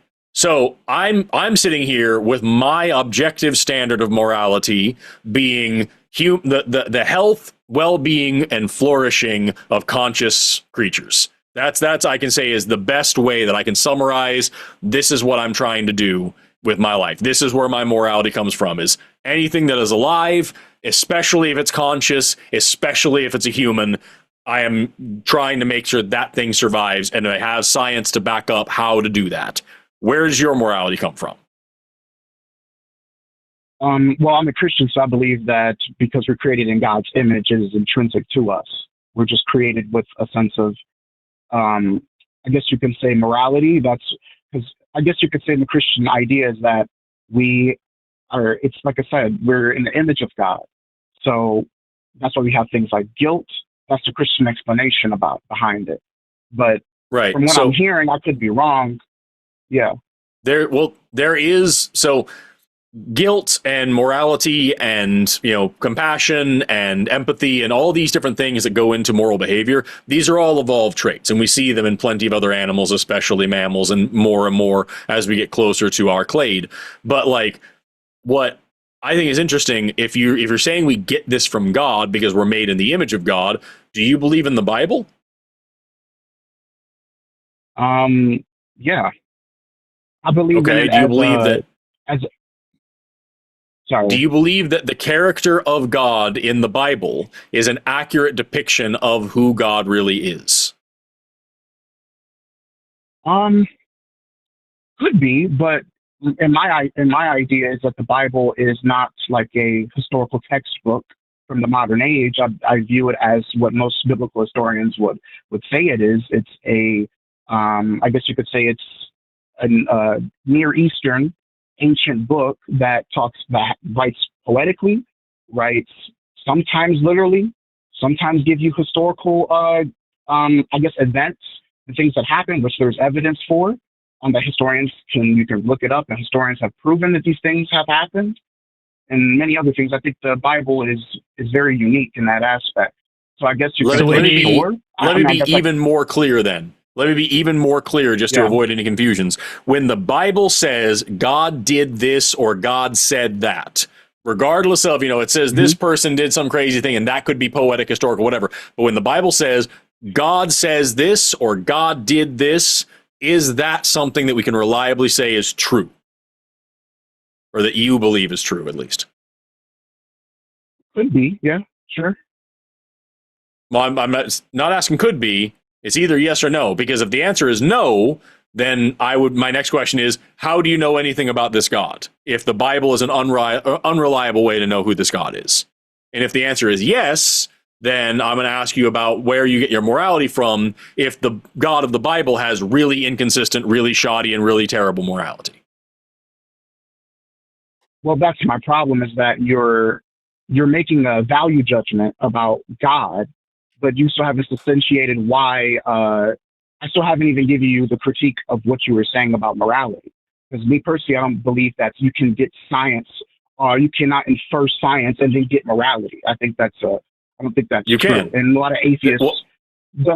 What I just said a minute ago on that. What I just said a minute ago is that, well, atheism isn't a religion, so it makes sense that atheists disagree since they're all going to have their own philosophy on this. But what I said a minute ago is that I can use things like biomedical sciences and psychology to understand objectively what causes harm to humans physically and mentally. These are the things that cause humans harm. These are the things that help people survive. And there's fuzzy nuance there. Some things that help people survive, people are actually allergic to, and that could be harmful. There's a lot of venoms and poisons and toxins out there that we could actually use to make medicine. So like nothing's clear, black and white. There are very few things, I should say, that are clear, black and white. But at the end of the day, there are still things that I can say this is wrong because it hurts humans. Or I can also develop my own universal moral principles. Well, yes, because I am deciding that is where my universal moral principle is. So wherever I get this from, what makes it right then in that aspect? Because as I just said a minute ago, I agree with you. I agree with you that science is very important and it can give you a blueprint to why something is, but it doesn't give you a moral outlook onto why you ought to not do something, right? You're just right. saying, as I just said a minute ago, saying, I read the scientific literature, and now from my own brain, I think we ought to not do something. Yeah. As I just said a minute ago, I can come at this either selfishly or selflessly. These are the things that we know are good for people, and these are the things that we know are bad for people. Selfishly, I want to live in a world. Substantiated why that is a thing for you. You keep no, I didn't. What I just said, you just did, Malik. What I just said was not a value judgment. You just made and what I am trying to get. No, I didn't. I am substantiating where this comes from. Mate. That's a moral claim. Yes. Yeah. No, it's not. You are using those words in moral terms. Then what's good and bad? No, it is not. Then what's good and bad? No, it is not. What's good and bad? I am trying to explain it to you. You are interrupting me. Okay, I'm listening. I'm listening. We don't, Malik, we don't need to rush through this conversation. Let Forrest say his thing, then you can say your thing. We'll have a conversation. All right? Well, I haven't really been able to talk that much, to be honest with you. I have to intervene because you're not the host, and you're asking questions, and I'm trying to answer them. Okay, so go on then. Good or bad? So, yes, good or bad, those words have multiple meanings. And yes, we can mean them to be morally good or bad. We can also mean them to be objectively good or bad. For example, I can say that eating rat poison is bad. I don't mean that morally. I mean that it's going to cause you harm, right? So objectively, from a medical standpoint, eating rat poison is bad. Does that mean that there's no way that we could use it to be helpful? No, of course not. We use anticoagulants, fucking the things to stop your bloods from clotting. I can't speak today because I'm very stupid. We use these types of things all the time in medicine. And so like, and again, I can say apples are good. And yet, if we or apricots are good, and yet if we extract the cyanide from their seeds, that's bad, right? So I'm not saying these things are morally good or bad in this context. I'm saying that I can make an objective statement that these types of things cause harm, either mental or physical harm to people, therefore they're going to be bad for people. These things cause mental or physical positives for people. They benefit people. They help them thrive and survive and flourish. I'm going to call those things good. Now, where do we get the ought from the is, right?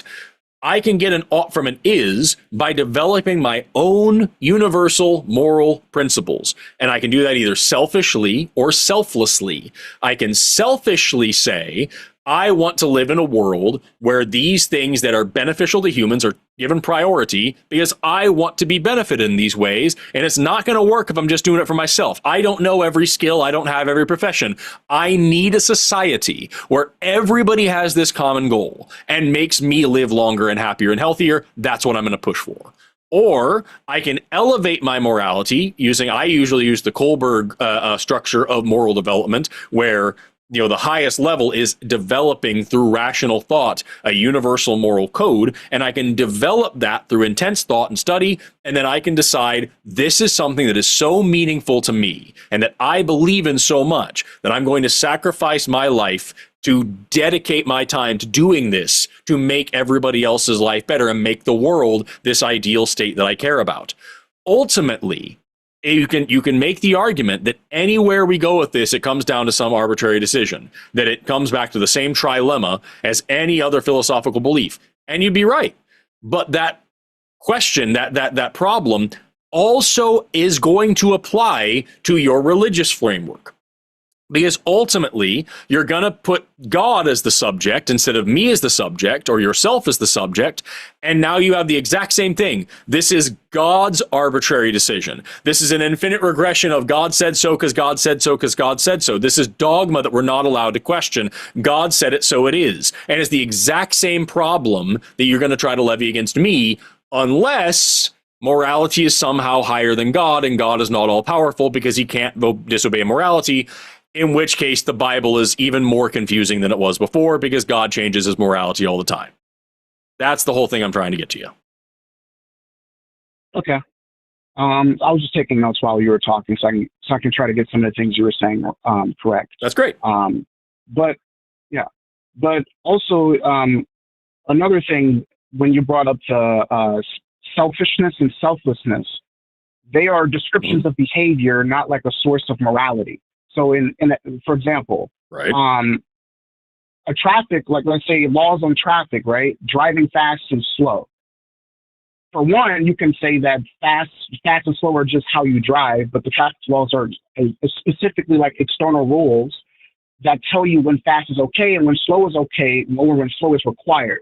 Selflessness or selflessness isn't morality. It's just an action that requires a moral standard, I guess, to prove that it's good. But my problem is that you keep saying good and bad. I understand what you're saying. I do agree with you as like, you can read, I guess, the ingredients on a rat poisoning kit, and yeah, those things will be bad. But that's not what I'm talking. We're talking about morality. You haven't substantiated why something is bad.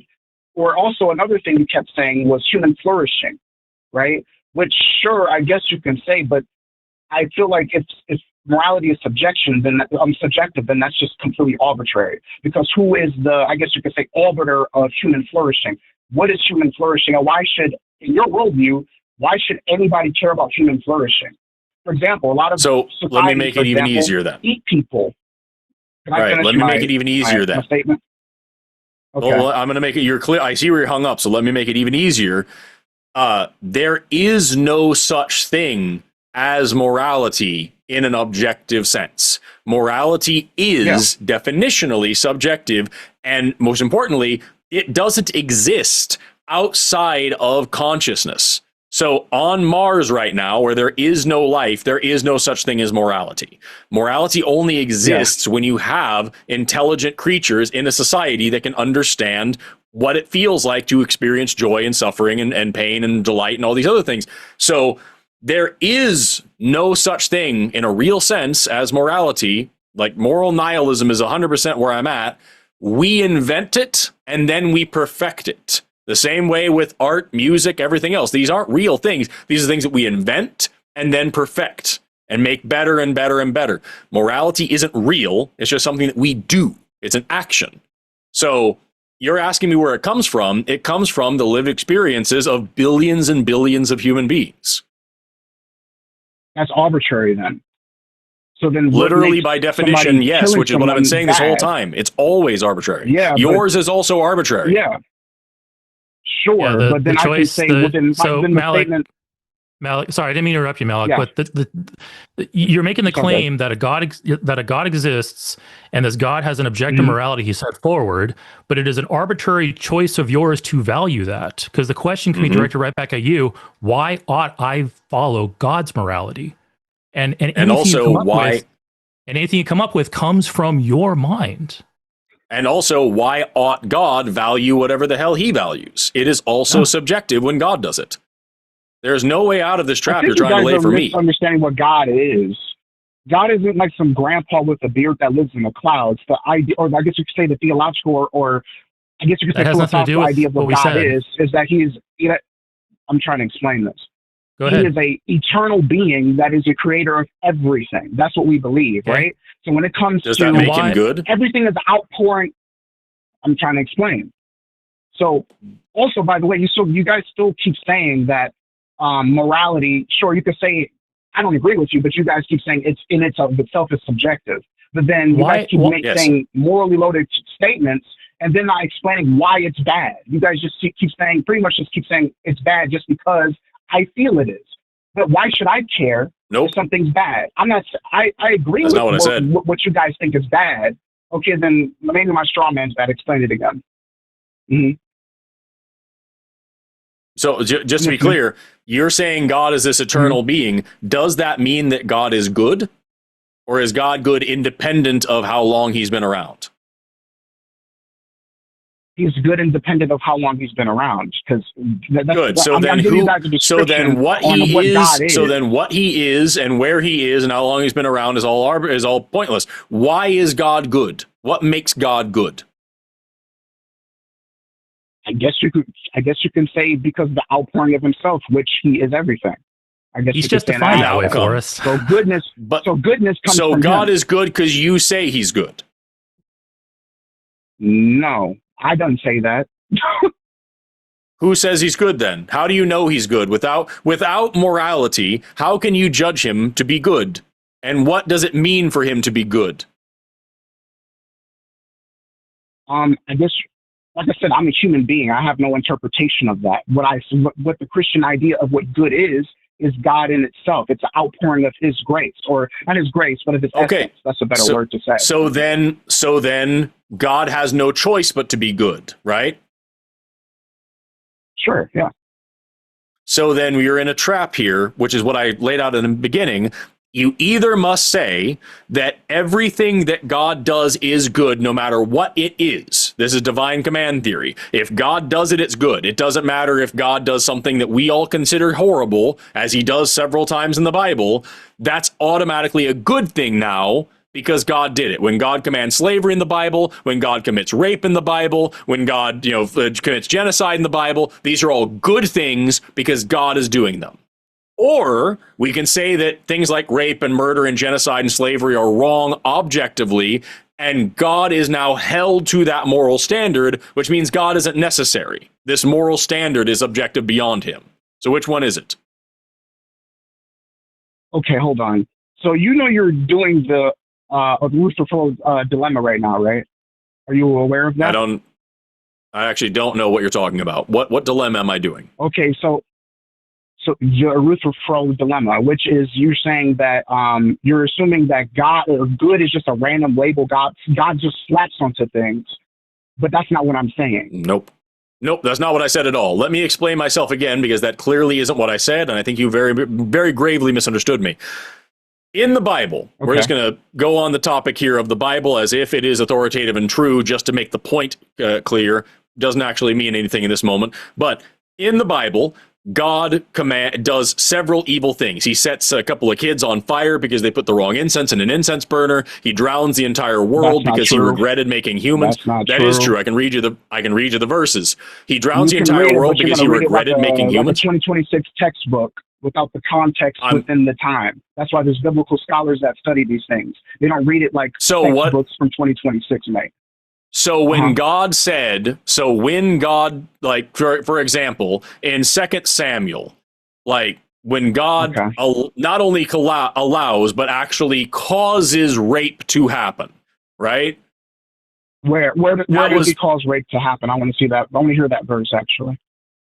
Sure, it was in I can actually pull it up right here. I got my Bible next to me. Give me a second.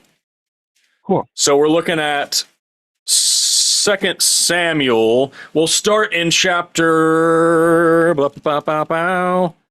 Just for context sake, we will start in actually 1 Samuel for a second, because I'm going to give you the whole story here. And I hate that we're getting off on this tangent because we're missing the entire point. But in 1 Samuel here, 1 Samuel 15, God has anointed Saul as the king. And he tells Saul, go and strike Amalek. Thus saith the Lord of hosts. Remember what Amalek did to you. Go and strike Amalek, utterly destroy all they have, spare them not, slay man and woman, infant and suckling, camel and sheep and ass and donkey and blah, blah, blah. And so God tells Saul, pardon me, God tells Saul, the king, that he is anointed. He has put Saul in place. And God tells Saul, go slaughter that entire civilization, every man, woman, and child, and infant and baby, and all their cattle and donkeys and all their livestock. Kill everybody. Saul doesn't do that. Saul instead keeps some of the cows and stuff for himself. And so then God says in verse 11, I regret that I have made Saul king, and he's sinned against me. He disobeyed my orders. And so then in chapter 16, God strips Saul of his title as king, torments him with demons for the rest of his life to drive him insane, and anoints David as the new king. Then we skip over to 2 Samuel, pardon me. In 2 Samuel, we have King David now.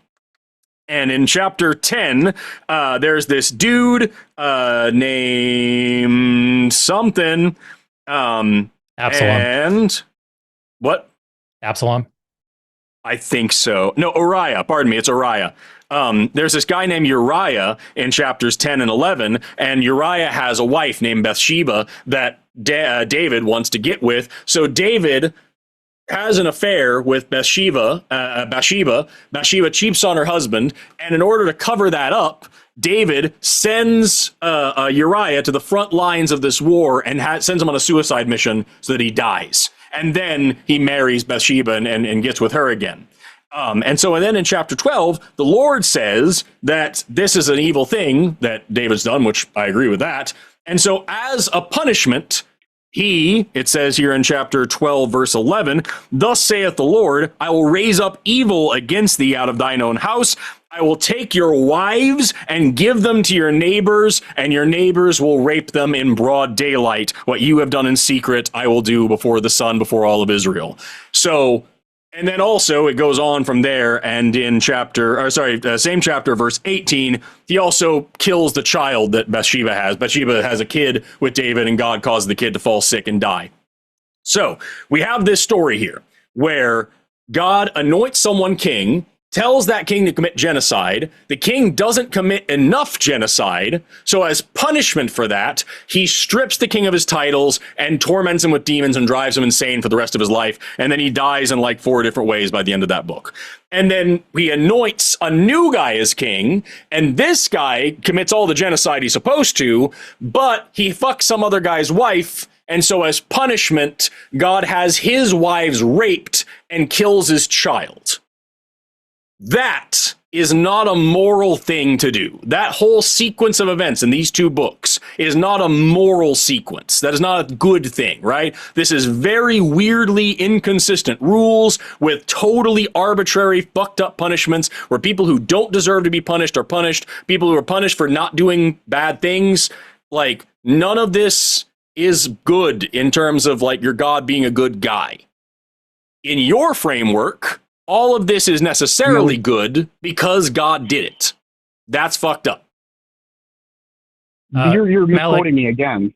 Like I said, you talked literally for like 5 minutes. Can I not say anything? Right, like, how is this a debate if I can't even say anything? Malik, all I said was your name. Go ahead. I don't get it. Go ahead. Okay.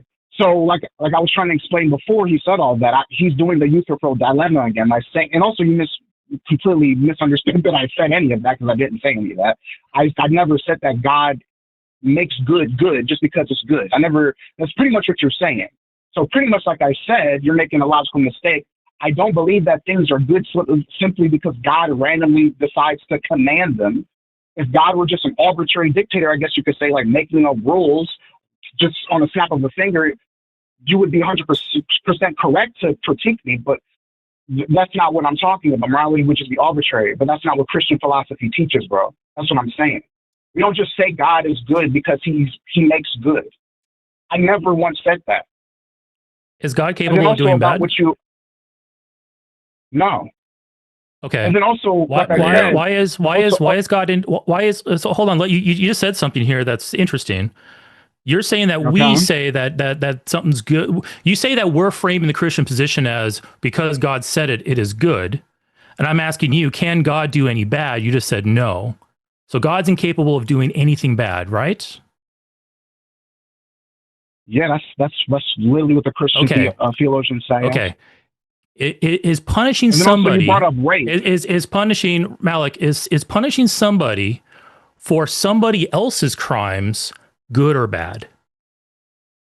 Hold on, mate. There's a bunch of things you guys said within that 5 minutes, and I want to critique all of it. You guys just that's actually exactly. So Malik, that's actually exactly where I'm going here. I'm actually Malik, hear me out. Malik, hear me out. I'm going to summarize everything Forrest just said. I'm actually talking about what Forrest just said. We're not trying to get away from it. We're not trying to railroad you into this. You guys are not letting me talk. I can't even do a rebuttal of everything he just said. I'm reframing. I'm condensing what Forrest just said, and then you can respond to it. Okay, but I'm going to ask you a couple of questions along the way. All right. God is incapable of doing bad. God is incapable of doing bad. Therefore, God can only do good. My question to you is punishing somebody for somebody else's crime good or bad? Depends on the context. Depends on the What's context. the context in which it's good? Describe me a context and where Okay, I can give you one. it is good. So, like for instance, Malik, let's put you in this position here. God punishes you. You guys for are something that running away from what I'm about to critique, bro. No. We're trying to get more. We're trying to get more details here. We're trying to get more details here. Malik, what is you just said it depends on the context, and I'm asking you, in this scenario, what context can justify this? God punishes you, Malik, for something that I did across the country. What context? Makes that a good thing? I'm talking about in a general context, not in a biblical context. I'm saying that you asked me a general context question. is context. Let's not split hairs. Let's not split hairs here. You said Malik that there is. You said, Malik, that there is a context in which it is appropriate to punish one person for the crimes of another. And I'm giving you a concrete example. It's a general question. Malik, God punishes you for something I did. What possible context can make that good? Oh my days, man. You asked me a general question, so I'm going to give you a general answer. Okay? Fine. So you give us asked a general me answer. that question, and I said yes. Okay. So, for example, let's say somebody... Okay, I'm trying to speak. If somebody goes and robs a bank, right? And then I guess they left the money in the bathroom, and I go in the bathroom and I pick up the money. And I thought we're talking about generals. We're talking about Malik. You're doing the exact same thing. Mate. You're doing the exact same thing you just accused me of. You said I want general context, and I say, okay, give it to us. And now you're going into a specific example. Why are you misquoting me? I never said I wanted general context. Malik, I said you asked me a general question, buddy. Let's hit the reset button here, Malik. Let's hit the reset button. Let's use an example from the Bible. Lying, bro. Let's hit the reset button. Let's use an example from the Malik. Let's use an example from the Bible. Let's use an example from the Bible. In the Bible, you didn't even let me say my fucking thing. Because you just started doing exactly what you said you didn't want to do. You said you want to talk about general context, and now you're giving a specific scenario. Oh my days, man, that's exactly what you were just doing. You want me to replay what the fuck I said? I literally said you asked me a general question. So I'm going to give you a general answer. That's verbatim what I said. Specific. I'm in the middle of giving you the general answer, and then you cut me off. And they go on a whole nother You started in with a specific example. Oh, my God. No. What? Malik. Also, you guys are running away from me about to debunk everything you just said regarding the biblical quote. Let's try. Let's do a fun game. Let's just do a fun game here. Malik, you're in debate, bro. You're just here to fucking talk shit. Malik, let's do a fun thing here. Both Eric and I will be completely silent. I'm gonna set a timer for 90 seconds, okay? And I'm gonna don't for 3 minutes. Oh my God! Hey, when you're done bitching, I'm gonna finish what I'm saying. No, there's no bitching, bro. This is just you guys are okay, great. So now you're done bitching. Let's just finish what I'm saying. No, what I'm gonna do is I'm gonna set a. Oh my God! All right, Malik, bud. I'm trying to help you here. So what I'm trying to tell you here is something you're gonna like. You gotta calm down your emotions, buddy. We're trying to help you. So you keep saying that we are misquoting you. All right, I'm going to put you on mute for a second because you can't shut the fuck up and let us. Oh my God. You're the first mute of the night, buddy. Congrats. First mute of the night. Just so that we can get through this to try to parse out what's going on. You are claiming that we are dodging the question and running away from your brilliant argumentation and taking you out, and we're not misquoting you and all stuff. We're not, but whatever. Here's what we're going to do, because you clearly are very upset about being interrupted, and you're digging into the weeds of these biblical examples, which is exactly what I fucking didn't want to do in the first place. We're going to set a timer for 90 seconds. Both Eric and I are going to be very quiet. We're not going to say a word for 90 whole seconds. Okay. I will mute myself. And I will mute myself too. And what I want you to do, you keep saying that we're running away from your argument. Forget fucking everything we've said. Forget all of this shit. You have 90 seconds to tell us exactly the point that we're missing here. What is it that makes you know that your God is good? Why is this morality something that we should respect, that makes it non-arbitrary and non-subjective? And it's totally different than everything we've understood. And for this reason, we can now understand that God is good all the time and all the time God is good, or whatever the fuck it is you're trying to frame, this is your chance to just totally push aside all of our arguments and just say what the fuck you think we're missing, okay? So Malik, I am now going to bring you back onto the show. You should have heard a little beat there. That's you coming back. I'm going to set a timer for 90 seconds, and you're probably going to waste a lot of the time you have by bitching about being put on mute. But here's your chance, dude. Tell us what we're missing. I don't care that I was put on mute, mate. I needed at least 2 minutes because you guys said a whole bunch of backward shit about the Bible and a bunch of other crap that I never was able to reply to. So I need at least 2 minutes, broski. Because this is bad faith. All right, I'm gonna sit here for the whole 90 seconds, and I'm gonna wait till you niggas give me 2 minutes. I'm gonna do that right now. Oh man, because y'all bullshitting. All right, well, that was your chance, quietly. And if you just decided that you're gonna waste it, then I don't see the point in continuing. You guys gave me 60 seconds to reply everything you guys just said in a 5-minute span. No, that's not enough time. So you weren't listening again, Malik. You weren't listening again. Bro. So you weren't listening again. I said specifically. Nope. Nope, I don't, Malik. If you were listening, you would have heard what I said. I specifically said, don't reply to my arguments. I specifically said, don't reply to anything I said. Don't try to debunk it. This is a debate. And you can. And you can, Malik. Really briefly here. I just, Malik, I muted you one more time. Malik, I invite you to show the fruits of the Spirit, to be the bigger man. To be the bigger man. Understand, you are here representing God amongst us heathen. So I recommend put aside the angie, put aside the emotions, put it aside. You're better than us. Turn the other cheek, bro. Calmly present to us your explanation about morality and the debunking of what we brought up. Put all of the emotions aside and be the godly man that you think you are. And I will even give you the 120 seconds you want. You will have 2 full minutes. I will be muted.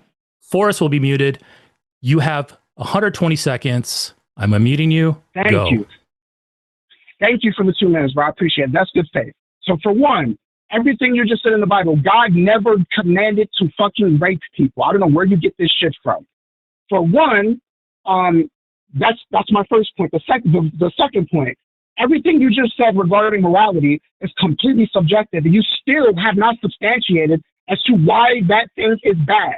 You've only just said, I personally feel it's bad, and science tells me that I can get the conclusion from science that it's bad and against human flourishing, therefore it's bad. That doesn't make any sense because you just contradicted yourself. You just made a moral claim and did not substantiate why it's bad or good. That's completely retarded. Number 3, you just did the user from dilemma. Hold on, right there. Hold on. Pause the time. Yeah. Pause the time. Malik, you clean up your language or we're kicking you right now. Proceed. Oh, my bad. You're right. My bad. I shouldn't have said the R word. Be a godly man. You are misrepresenting your God right now. Be better than that. You should know this, right? Okay. Well, you guys just lied and said I think I'm better than you. You guys lied and said I think I'm better than you. Continue, buddy. Nobody said I was better than you, bro. That's another Christian thing you guys misunderstand. We don't think you're better than anybody, but you guys wouldn't know that. The Bible absolutely tells you. The Bible. I'm sorry. You're interrupting me. You're interrupting me. No. You're interrupting me. Time out. You're interrupting me. We're timed, Malik. The time is still having. Malik, we're timed right now, okay?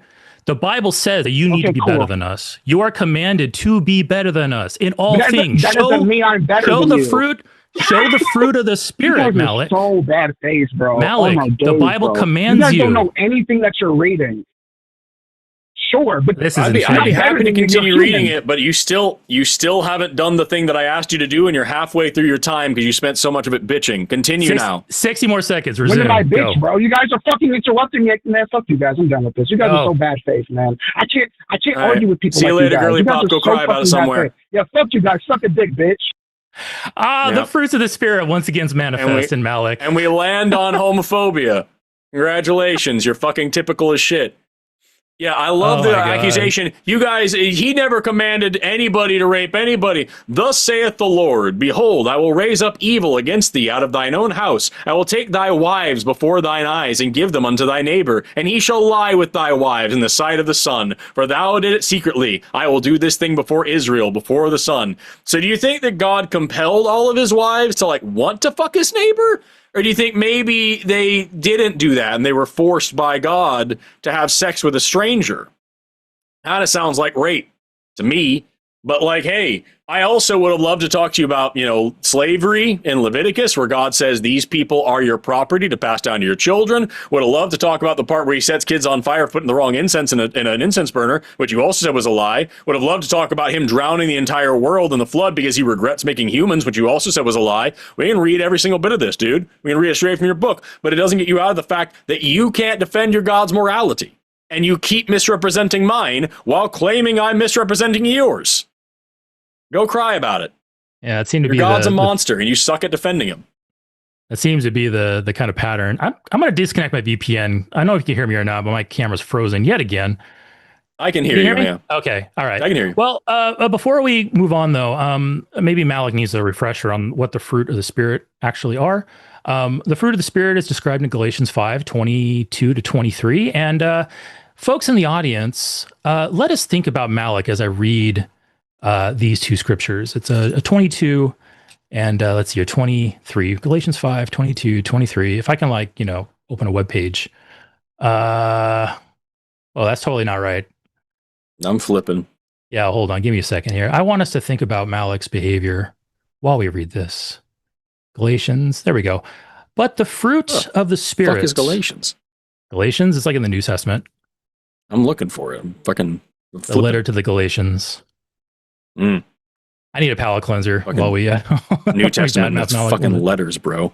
Yeah, I just go on. You read the thing. Anyway, it says here, Malik, my friend, reflect upon this scripture here. But the fruit of the Spirit is love, joy, peace, forbearance, kindness, goodness, faithfulness, gentleness, and self-control. Against such things there is no law. So essentially, which Malik, I know you think we don't know the Bible and we haven't read it, but these are the markers of a good and faithful Christian. I'm wondering, Malik, how many of those you failed in this call? Because Forrest and I are under no such restrictions. We could be assholes to you if we want. We probably were at some point. So we're just people. But Malik, your job is to rise above all of that because you have a greater calling. You're here to give us God's word. You're here to save souls. But you got angry. You got really upset, and then you start throwing slurs. You get homophobic slurs at the end. This is not how you have a conversation. It's not how you convert people. Anyway, I'm going to stop lecturing on that. But to quickly kind of rapid fire his response to our responses, God never commanded rape. Well, God did arrange rape. For instance, David's concubines were raped by Absalom in punishment to David. And that's why I was trying to get to with the question of, is it okay to punish one person for another person's crimes? Because that's what God does multiple times in the Bible. The story that Forrest brought up about Uriah and David and Bathsheba, who was punished for David's crimes? The baby. These are and the wives. And the other wives that didn't do that shit. That's why when you say, it's contextual, it depends on the context in which the one innocent person is being punished for the crimes of another. In what context is it okay for David's concubines to be publicly raped on top of the palace by Absalom as a punishment for David's crimes that God foretold? God said this would happen. God's in control of all things. And when God says something will happen, it happens. God arranged it. How can you say that's good? You can say God is objectively good by his nature all day. He's just simply defined that way, which is basically not exactly what you said, but that's basically what you said. We asked you, why is God good? And you said something along the lines of, well, it's just his nature. It's his attributes. He's incapable of doing bad. Well, you can't say that and then immediately say, but all these other bad things we see in the Bible are good. Or you can, but you can't. That conflicts with the characteristics that you're putting forward with your God. Had the conversation been a little bit calmer, had we had our self-control, and Forrest and I, we got a little fired up there too, because this was fun, to be honest. But we need to analyze this, and you need to ask yourself, why ought you follow God? If, let's say, hypothetically, God does exist, and this God says he is objectively good. That is God's claim, that he is objectively good. If that is the case, still you're posed with the question, why ought you follow him? And you can't say, well, I ought to follow him because he is good, because that itself is a valuation. That itself is a moral statement. You're stuck in the same boat as us. You have some subjective element somewhere in there, no matter how you cut it. Even in divine command theory, you have a subjective element involved. And that's inescapable. And what we need to do is we need to say, okay, well, first of all, how do you even demonstrate this God exists? But if you were to assume that it is true, how do you get around these problems? And that's kind of what we were trying to get to, but we couldn't. Yeah. Anyway, I'm sure he's he very will mad somewhere. I'm sure he will deeply ponder those things I just said and totally not just call me a slur. Yeah.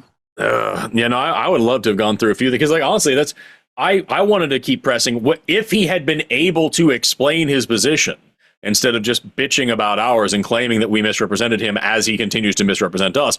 I would have loved to dig into what is the context then. The context that you brought about. What is the context of you being punished for me? What is the context where slavery is okay? What is the context where genocide is okay? What's the context where the flood is okay?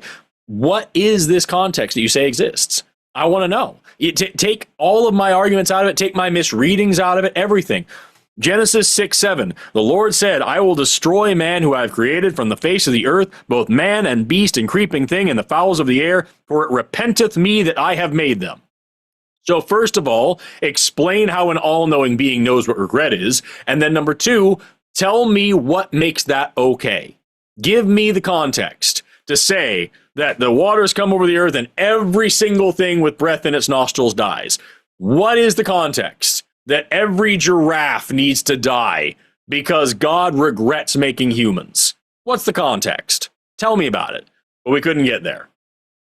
It just sucks. Anyway, we got a few other calls left. We said we're going to take Mary next, though, right? We should keep our promise. That would be the moral. That would be the moral thing to do. So, right. Malik, if you're still listening, I'm saying that it is moral to keep my promise to Mary, because subjectively, my goal is to live in a world where people keep their promises to me. So I know it's an objective fact that if I want people to keep their promises to me, I should keep my promises to them, because it promotes that behavior. So in fulfillment of my prophecy, I am going to bring in Mary. Hello, Mary. How you doing? Sorry, I had to sit through all that. You're good. How are you guys? Can you hear me all right? I'm fine. We're coming down off of that. I could use a Snickers bar or something. I'm on board with what Forrest was saying earlier. Yeah, I apologize. I'm probably not going to be as nearly as fiery as he was. That's okay. Do you remember those old Snickers commercials? There was the one with Robin Williams where Robin Williams, he's on a football field surrounded by a football team, and he's like just going crazy. He's like, we're gonna crush and we're gonna kill the other team and blah blah blah blah. And then one of the players says, "Hey coach, you get a little loopy when you're hungry," and he holds up a Snickers bar. And then Robin Williams takes a bite. Then he turns back into the real coach, and he's like kind of more normal. Yeah, you're not you when you're hungry, right? Yes. I'm Robin Williams right now. I think Forrest is too. Anyway, I'm sorry. Mary, please, you waited 2.5 hours to talk to us. The floor is yours. You're good. First, I just wanted to say thank you. I know you guys prioritize theists, so I didn't even know if I was going to get on, because I am atheist. Yeah. Both my parents were raised in religion. In fact, my dad said when he was young, one of the things that made him break religion was he asked his Sunday school teacher, "Why do we consider Judas a bad guy if he did exactly what God asked him to?" Good question. I guess that kind of explains then directly to the last caller. That's besides my main question. My main question's very quick and simple. I've gotten all of my base religion knowledge from Broadway musicals.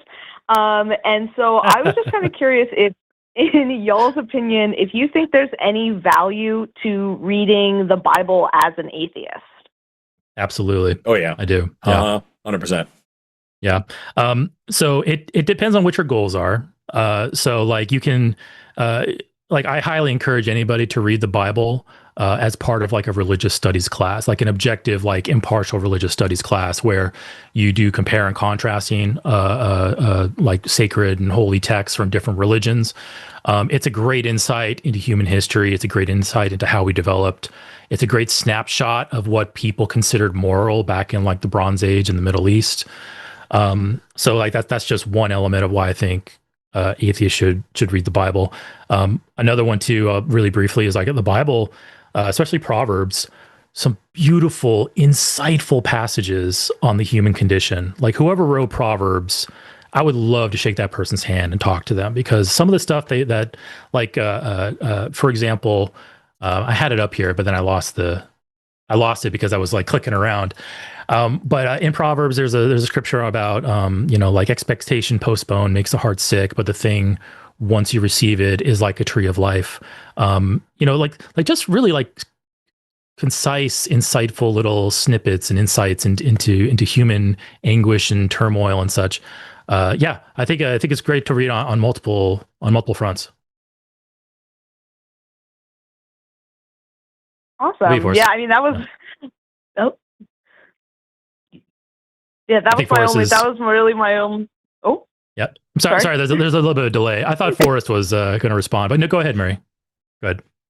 I was going to say that was just my only question, because I most recently read this Peloton instructor, Sam Yote, just released a book called The Monk's Mindset, and he was a Broadway actor, and then he was a Buddhist monk for a couple of years, and so he talked a lot about Buddhism, and it kind of sparked me into thinking about the Bible. And I listen to I'll listen to old episodes of The Line all the time. My parents introduced The Line to me, and a lot of Forrest's content to me, and they watch The Line pretty much daily, and.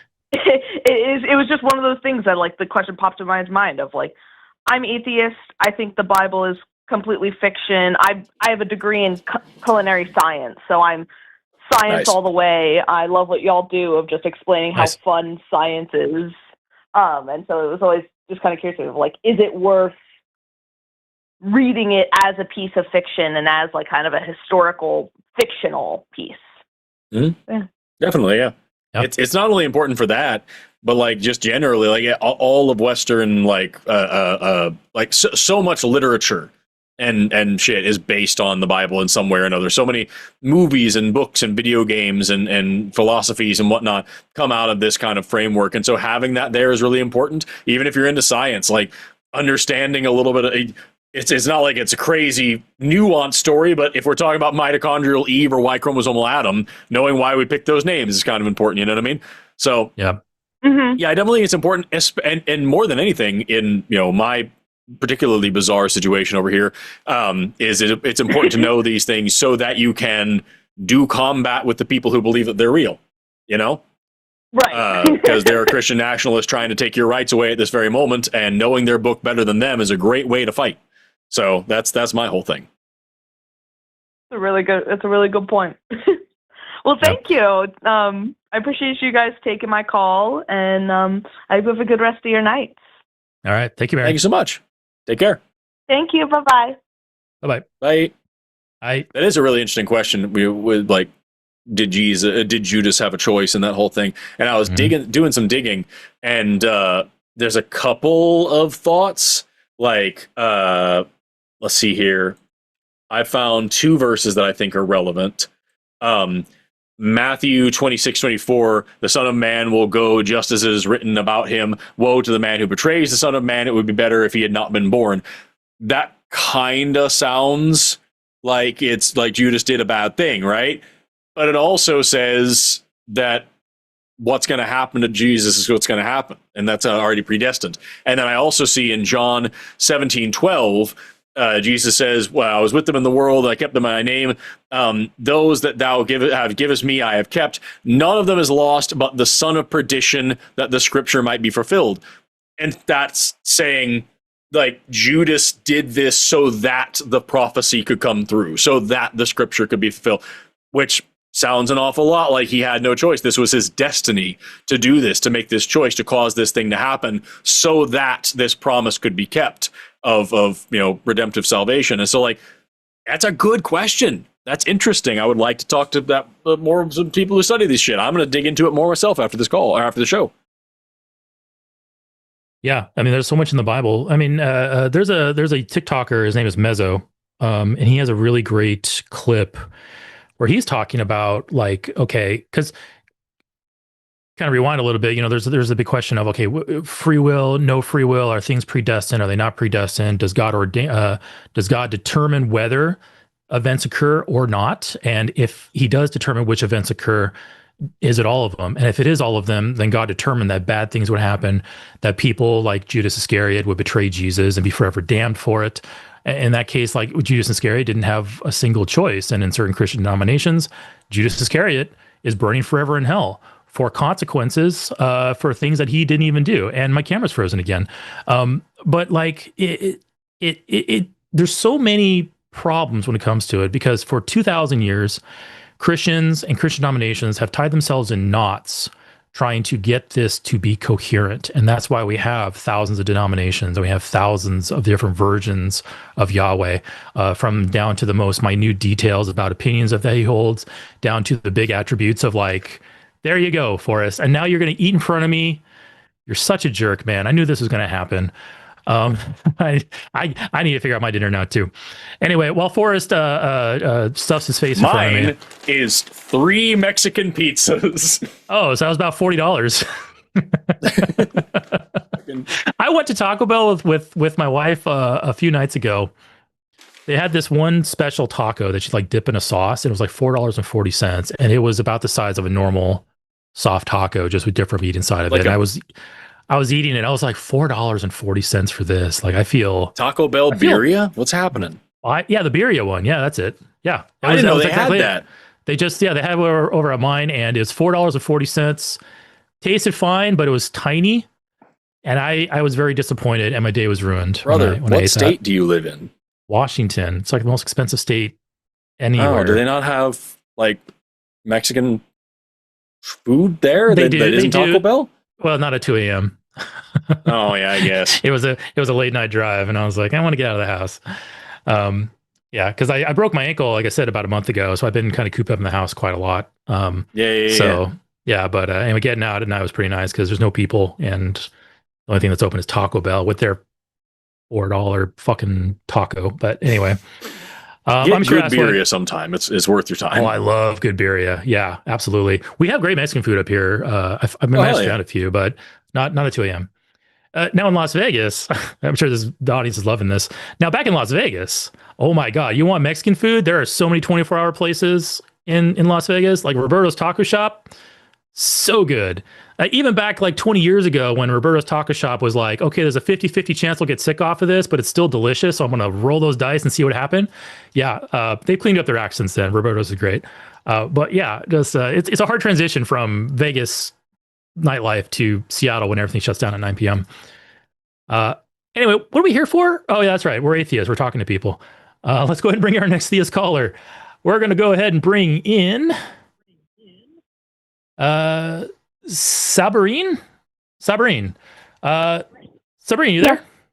Hello. Yes, hello. Let me introduce you properly, and then you can get into your spiel. So Sabrine, if I'm pronouncing that wrong, let me know. Sabrine is a theist, 37, from California. I grew up in Las Vegas. I went to California all the time, so we probably maybe have some things in common there. You're saying here, God is a monster, but I believe God is real.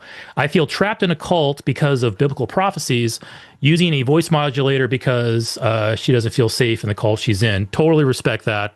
I'll just refer to you as S, because I'll probably say Sabrine wrong, but I totally respect wanting to protect your identity. I too come from a cult, and it's stressful wanting to talk about these things, but you have a hard time being limited with that. So, but kudos to you for being brave and coming in and talking to us.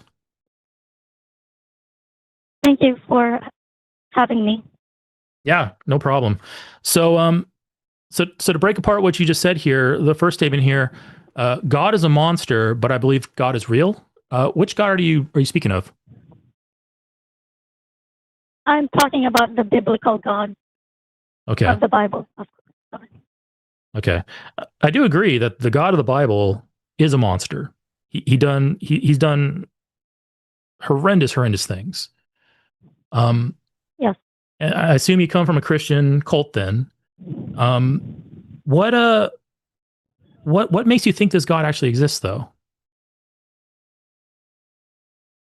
I'm sorry, can you repeat the question? Sure.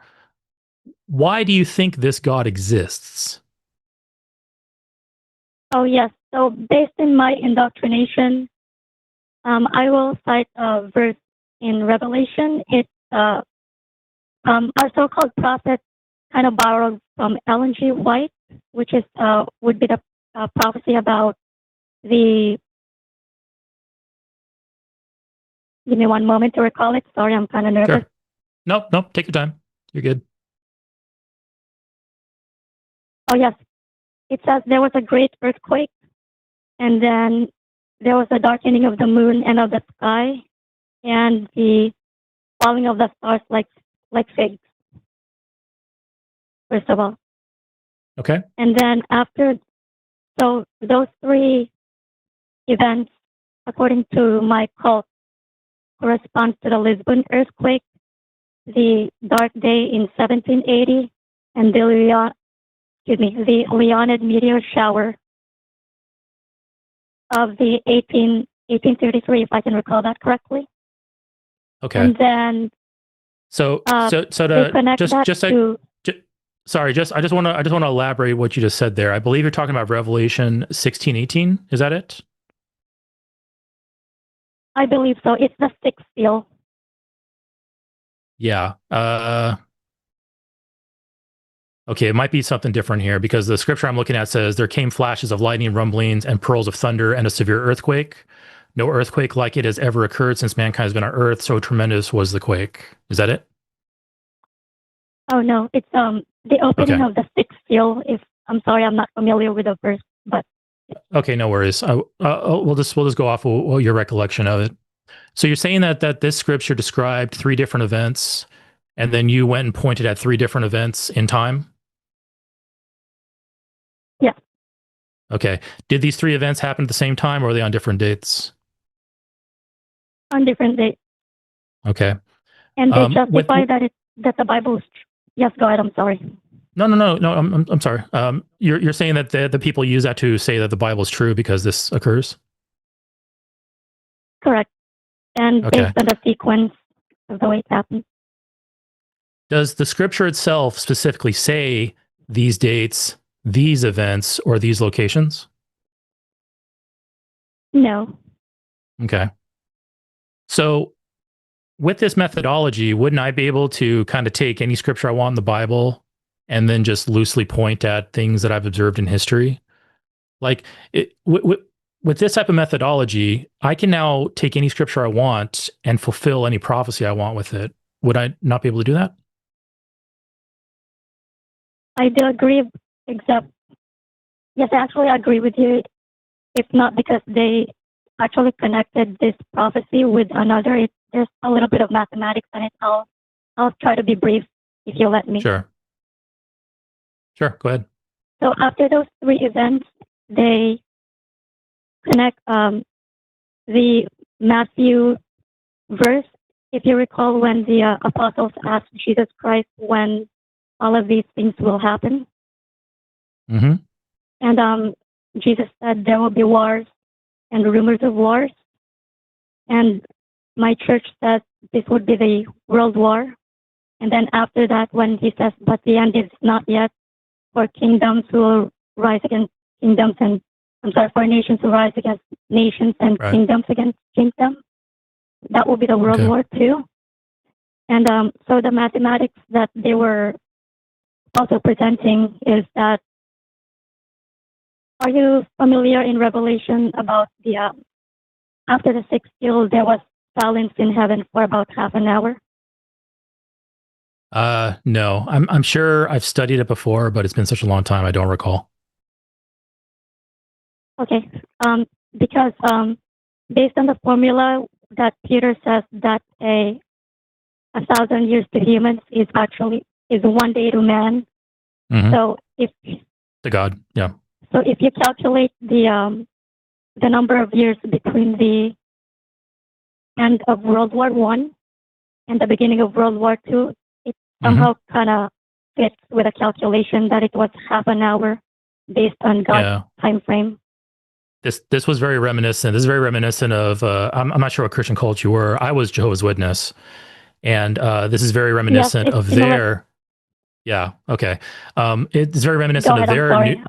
No worries. No worries. There's a little bit of a delay, so if I interrupt you or you interrupt me, it's just from the delay. It's not anything like we're doing on purpose. The witnesses have a similar numerology where they use the 70 weeks of years and the whole 1,000 years as a day to God, and then they use the first destruction of the Jewish temple as their starting point, and then they do this number stuff and mathematics, and they bring it to 1914 as the day Christ enters into his reign in heaven. And oh, hey, look at that, 1914, World War I started. But here's the thing with all this. Well, first of all, the witnesses have it wrong because they pin the date of the destruction of the temple to 607 BCE, and that's their misinterpretation of the data. Scholarly consensus, historical consensus, places it to 586, 587 BCE. So they got their numbers wrong just from their starting date. And they still got to an event like, whoa, World War I started in 1914. Even though their date was wrong and their numerology is wrong, they still saw a fulfillment of their prophecy. Like, why do you think that is? Why do you think from their point of view, they think that their prophecy is fulfilled, even though they might deny the fact, even though their starting date was wrong, their numerology is flawed from the get-go, yet they still found some significance in it. Why do you think they do that? I guess because it seems that the math is nothing. Yeah. I'm sorry, that's the only.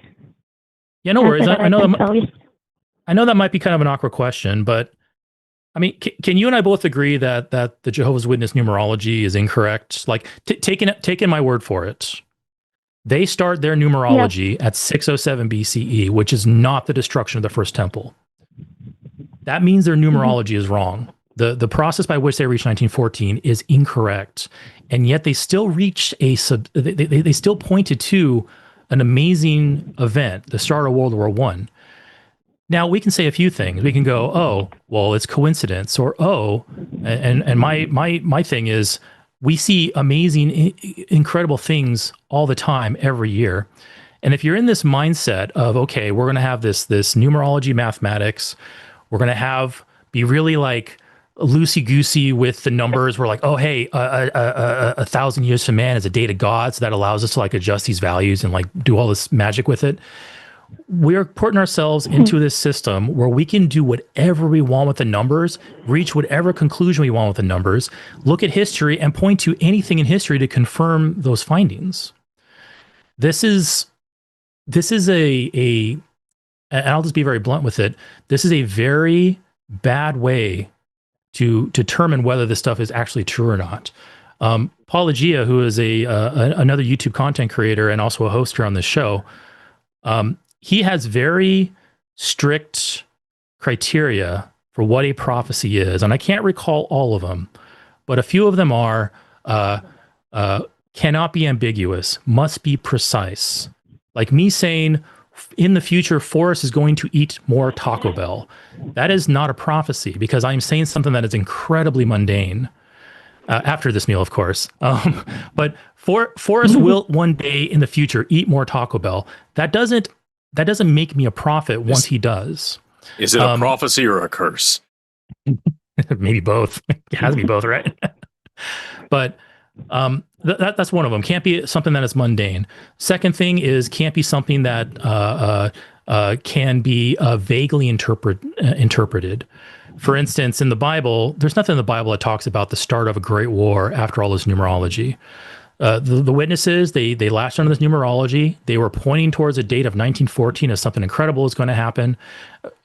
In reality, they were saying that Armageddon was going to hit. That was what the witnesses were actually saying. They were saying that Armageddon will hit in 1914.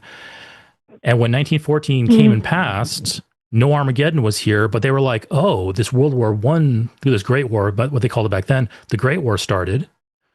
And now they were like, oh, they looked back and then they reinterpreted their prophecy to make it work. Rather than saying, oh, we were wrong, they reinterpreted, and they were, like I said, they were loosey-goosey with the details and the numbers, and they made it work because it's not objective thinking, it's motivated thinking. No matter what happens, they will find a way to make it work.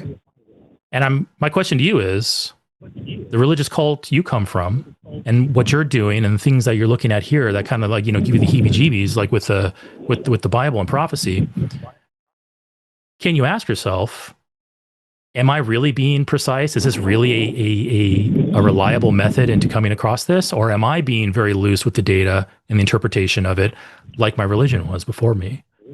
And that's only something you can ask for yourself. But these in general, these are like the problems with this type of prophecy stuff, is because it is so loose and so vague and so ambiguous that anybody can take any prophecy with any timetable and make it do anything they want. There's no real predictive power going on here or anything special going on. It's just us and our imaginations at play. Okay. Anyway, yes, I'm sorry. I didn't mean to, go ahead. I'm sorry. I talked a lot. Go ahead. I'm sorry. Thank you. That's where we have the similarity when it comes to, if you can guess my religion, but yes, 1914 was a pretty significant year in this religion too. Yeah. It's pretty much the same as Jehovah's Witnesses, but if you've ever heard of Iglesia Ni Cristo. Say that again? That's the name of my religion. It's called Iglesia Ni Cristo. Nick Cristo. I'm looking it up. It was founded in the Philippines. Okay. Oh, Iglesia Ni Cristo. Okay. Correct. Okay. I'm taking a quick look at the information here on it. Yeah, branch of Christianity. I'm going to do a quick search for witnesses. It sounds like they're related. There's no it's very related in that they're both restorationists religions, but they don't seem to be directly related. Like one is not the branch of another. When was your religion founded, or your old religion founded? Looks like 1914? July 27, 1914, correct. Okay. So the witnesses are older than Iglesia Ni Cristo, and but it seems very, very similar. They probably have their roots in like Seventh-day Adventists or somewhere in there. Yeah. So I guess let's put it this way: you don't agree with what the witnesses say. I'm going to assume, and yet they're using like the same method that your old cult did to reach their conclusions. So like the witnesses are using a method and they're coming to conclusions that you don't agree with.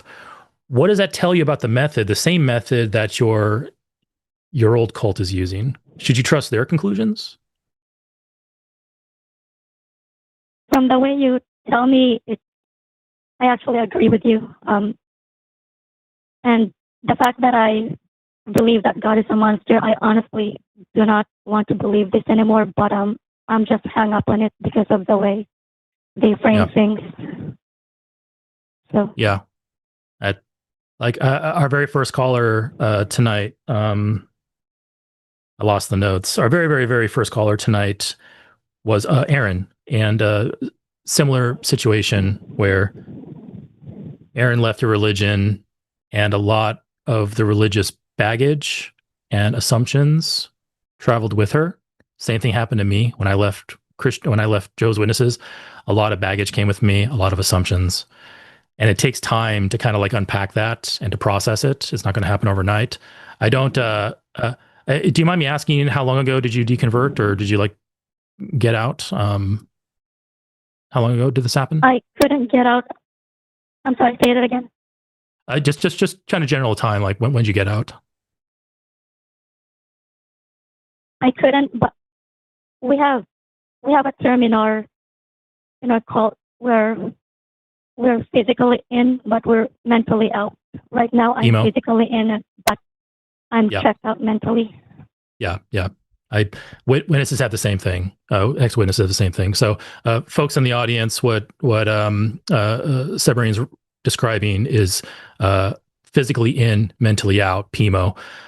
You will have certain cults that will have systems in place that will make it extremely difficult and painful to leave. Your family might ostracize you. You'll be branded as an apostate. People won't talk to you. They'll pretend like you don't exist or that you're dead. If you're dependent on these people for jobs and social support, you lose all of that.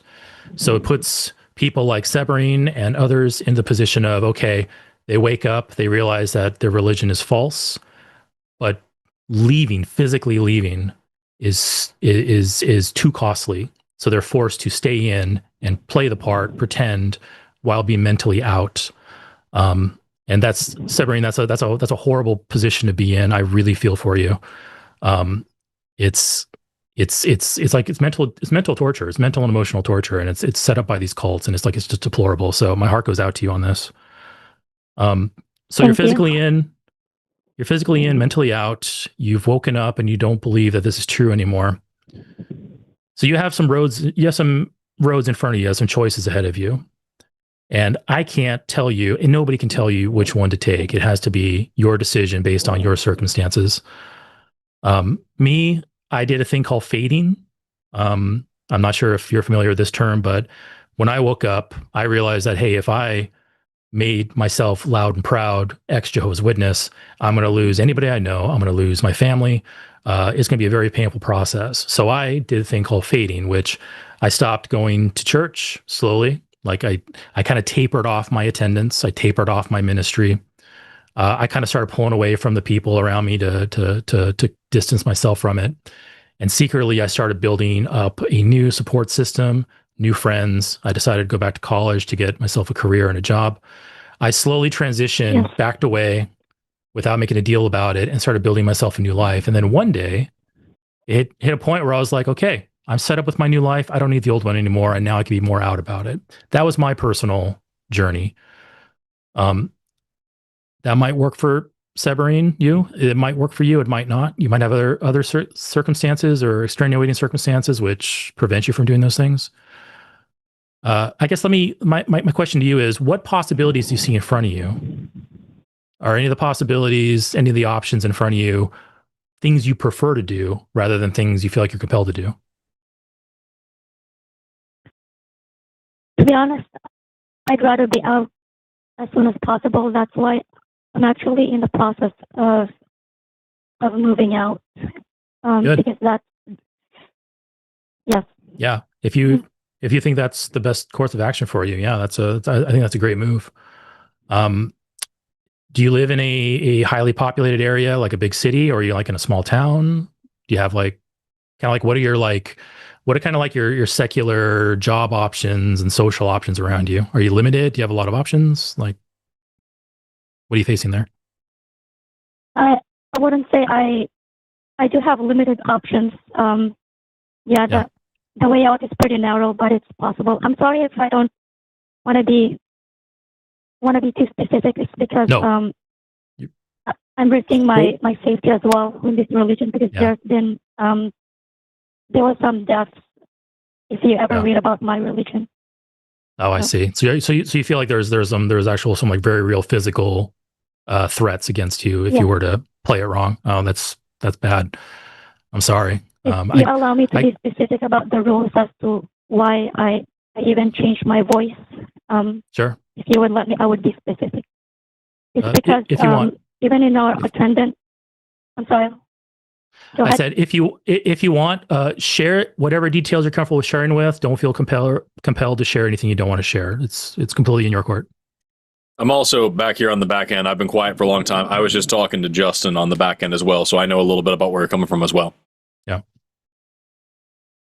Oh yes. I did speak to Justin as well, but it's just I was too nervous at that time, and this could be the only opportunity that I might be able to speak to another source of information, because for lack of a better term, my my captors are away at the moment, so I can speak to you guys. So okay, but yeah, moving on to the rules in the church. It's they take down our information, you know, our picture.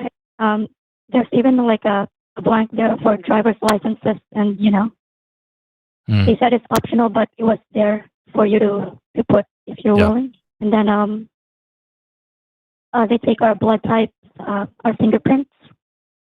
Wow. And from what I have been reading to other PMOs, they have actually been tracking down the patterns of the way we speak. So even that got me really nervous, because if they can track down the way we speak, then what more with my voice? Do you know what I mean? Yeah, absolutely. Yeah, you wanna be as careful as possible.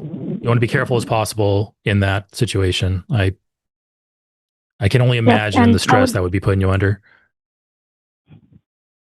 Yes, mostly I do have panic attacks, and you know, even had to go to the doctor but the doctor said that I was hyperventilating when I was trying to get a prescription for asthma. So I guess it's related to that. So yeah. But yeah, I'm just trying to risk right now, because I mean, it's been years. I've given myself over to this religion, and if there's any right definition of being hallowed, I mean, this is it. I'm as empty. I feel as empty as can be. I mean, this thing took a lot from me, so I can't even define what real happiness is at this point, to be honest. Yeah. What you described to me, I can now have a little bit more understanding about, you know, your initial statement about if God exists, then he's a monster, basically. Like, I can imagine that, growing up under those circumstances, that would definitely color your perception of God and what that God wants. So, yeah, I mean, go ahead. Sorry. What do we have? I mean, Forrest, I mean, we could talk about recovering from religion, but I'm not sure. That's like, yeah, recovering from religion is a great source if you can get a hold of them, which she might not be able to. So, like, that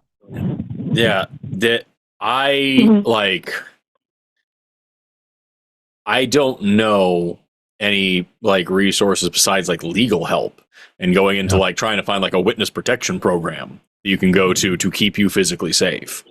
So like that's for me, your physical safety is most important to me. I understand that it's difficult to continue living with this or thinking about this, whatever. I would be happy to help you through deconstruction and give you resources for that later. Right now, my main concern is your physical safety. So like, I would spend your time looking for that, like finding time that you can like get to a police station and getting away from wherever you're at. That's something that I would do. Let me dig up into this a little bit more on my side. Yeah.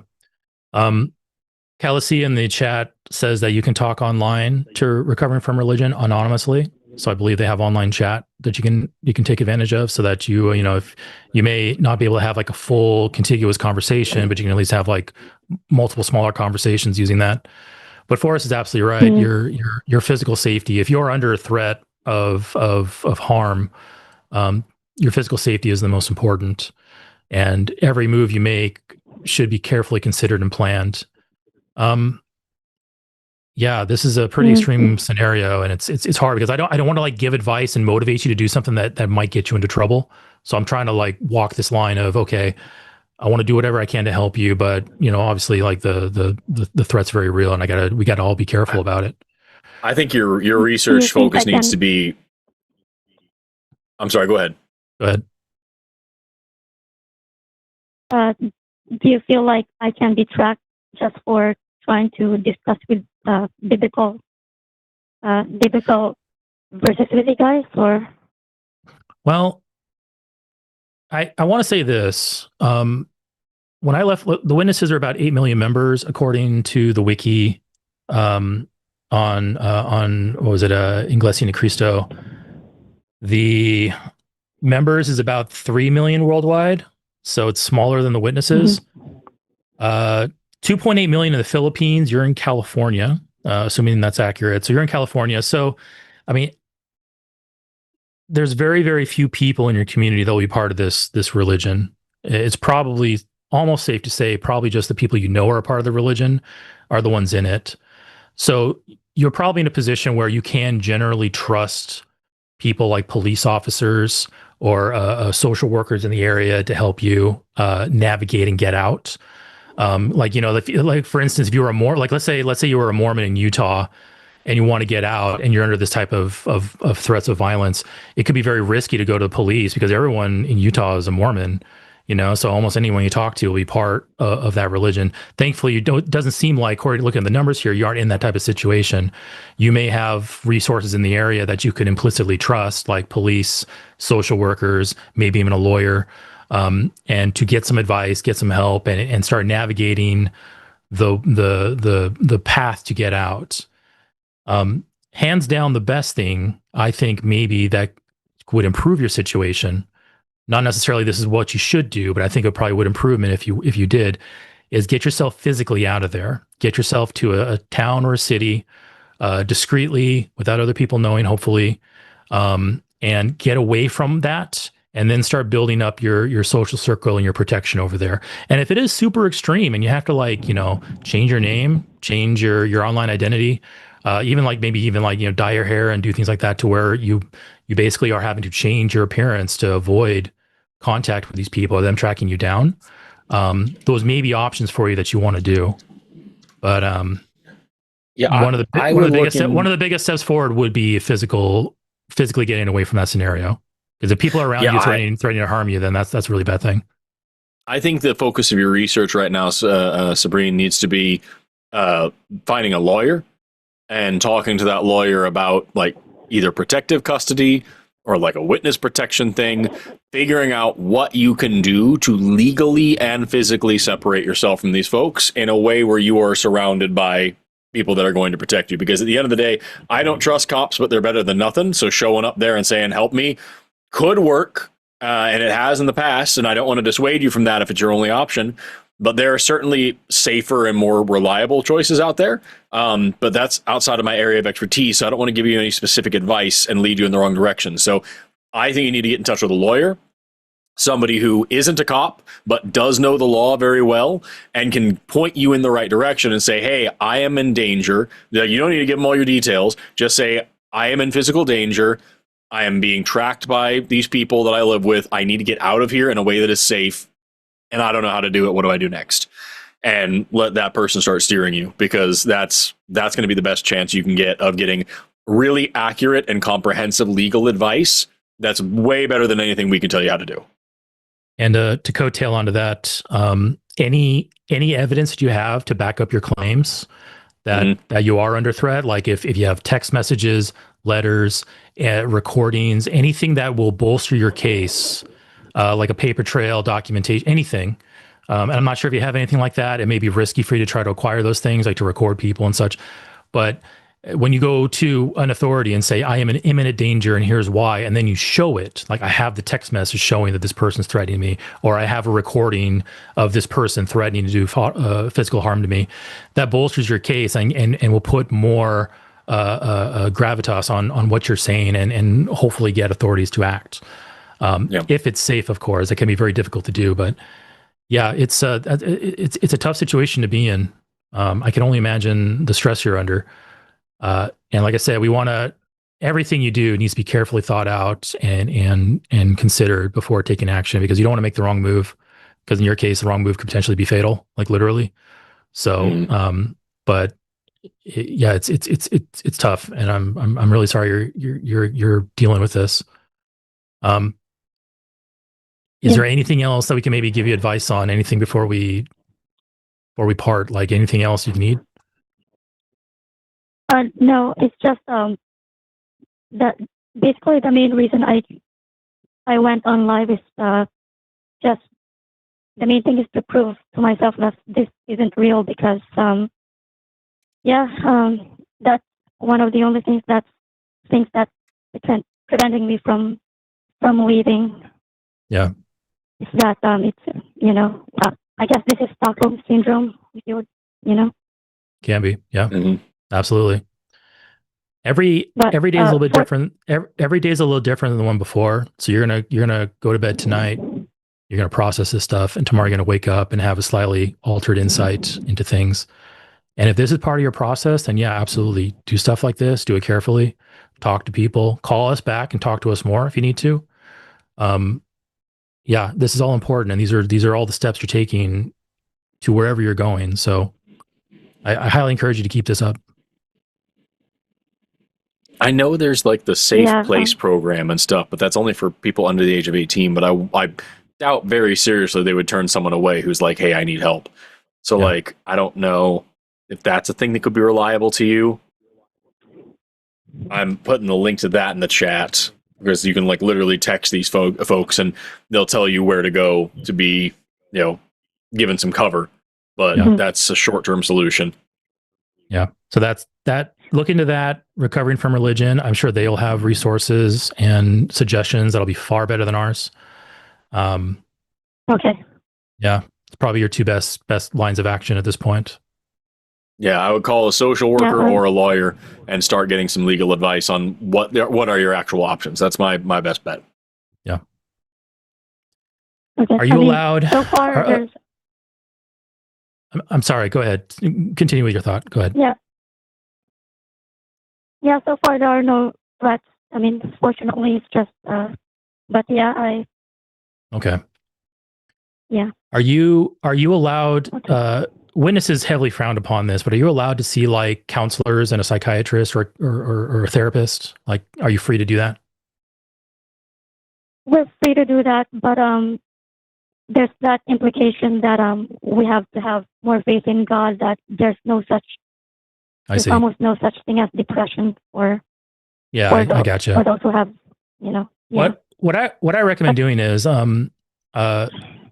witnesses have the same outlook, like, oh, you're going to a therapist. Why aren't you praying more? Yeah, I definitely heard that before.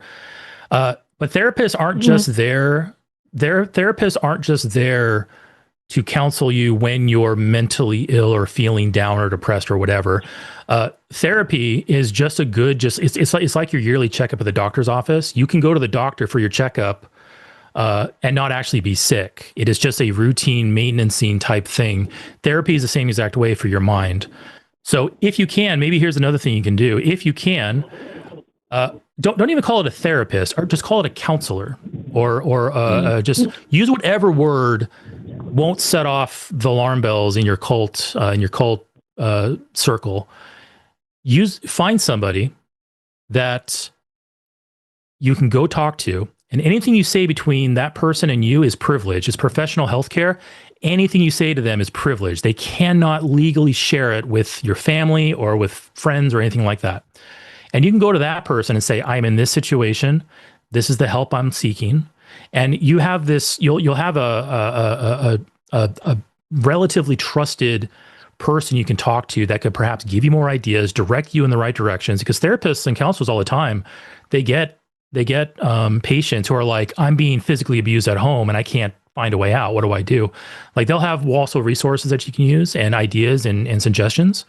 And that is a relatively safe thing to do, because it is privileged between whatever you say between you and your therapist, you and your counselor is privileged. It will not be shared outside of that unless you give explicit permission for them to do that. So you should probably also maybe look into that. Just arrange some counseling. Just simply say, I just want to talk about no problems. I just want to talk to another person about life and get some insight, and just whatever you need to say to lower those yellow flags or red flags that your cult's going to put up, and go talk to somebody. That might also be something you can do. For sure.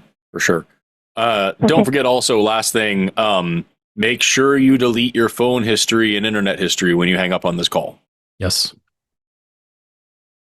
Okay. That too. Look up things like look up things like gynecologist. Oh yeah, there you go. If you say you need to go to the doctor, you have patient Yeah, you have if you go to the doctor, you have privileged position. They're not allowed to share information. And if you specifically say you want to go to a gynecologist, I'm going to go ahead and guess there's men in charge of your cult, and they're going to find that icky, and they're not going to want to hear about it anyway. Yeah. But if you say you have some lady problems that you need to go to a gynecologist for, and then you tell your doctor, hey, I'm in physical danger and I need help, that doctor will have resources as well. Okay, I got It's probably a good idea. Yeah. So, just want to clarify. So the first source that I would go to would be recovering from religion. Is that correct? It's probably good first. It's a good first step, and it's also probably the most low effort step because you can just hop over to a website and just pull it up. Yeah. So, but as Forrest said, you want to cover your tracks because when you go to a website, your browser is going to keep track of that history. So you may want to switch to a browser like DuckDuckGo, which DuckDuckGo is great because it's a private browser. They don't record anything, and any history that's kept, there's a little icon on the top right. It's like a fire button. You tap that, it just nukes any history it keeps. So that's one thing you want to do. A VPN is also something you might want to install. So what that also does is that makes you more anonymous online, where if you go to a website, then the website doesn't know who you are, where you're coming from. There's all kinds of different things you can like do to kind of hide your identity.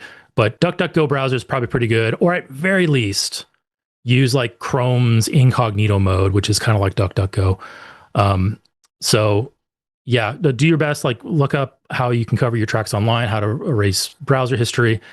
Assuming people use your computer, if your computer is yours and it's private and you're the only one that uses it, then you're probably fairly safe. But yeah, you want to do certain things, and there's certain things you can do to help protect yourself. A lot of other people are also saying there's some cult research, International Cultic Studies Association in California and the Cult Education Institute that apparently also have some resources. But again, my main concern is getting you to safety first, and then you can deal with like learning about this stuff, talking about this stuff, deconstructing from this stuff, all those things later. Okay. All right.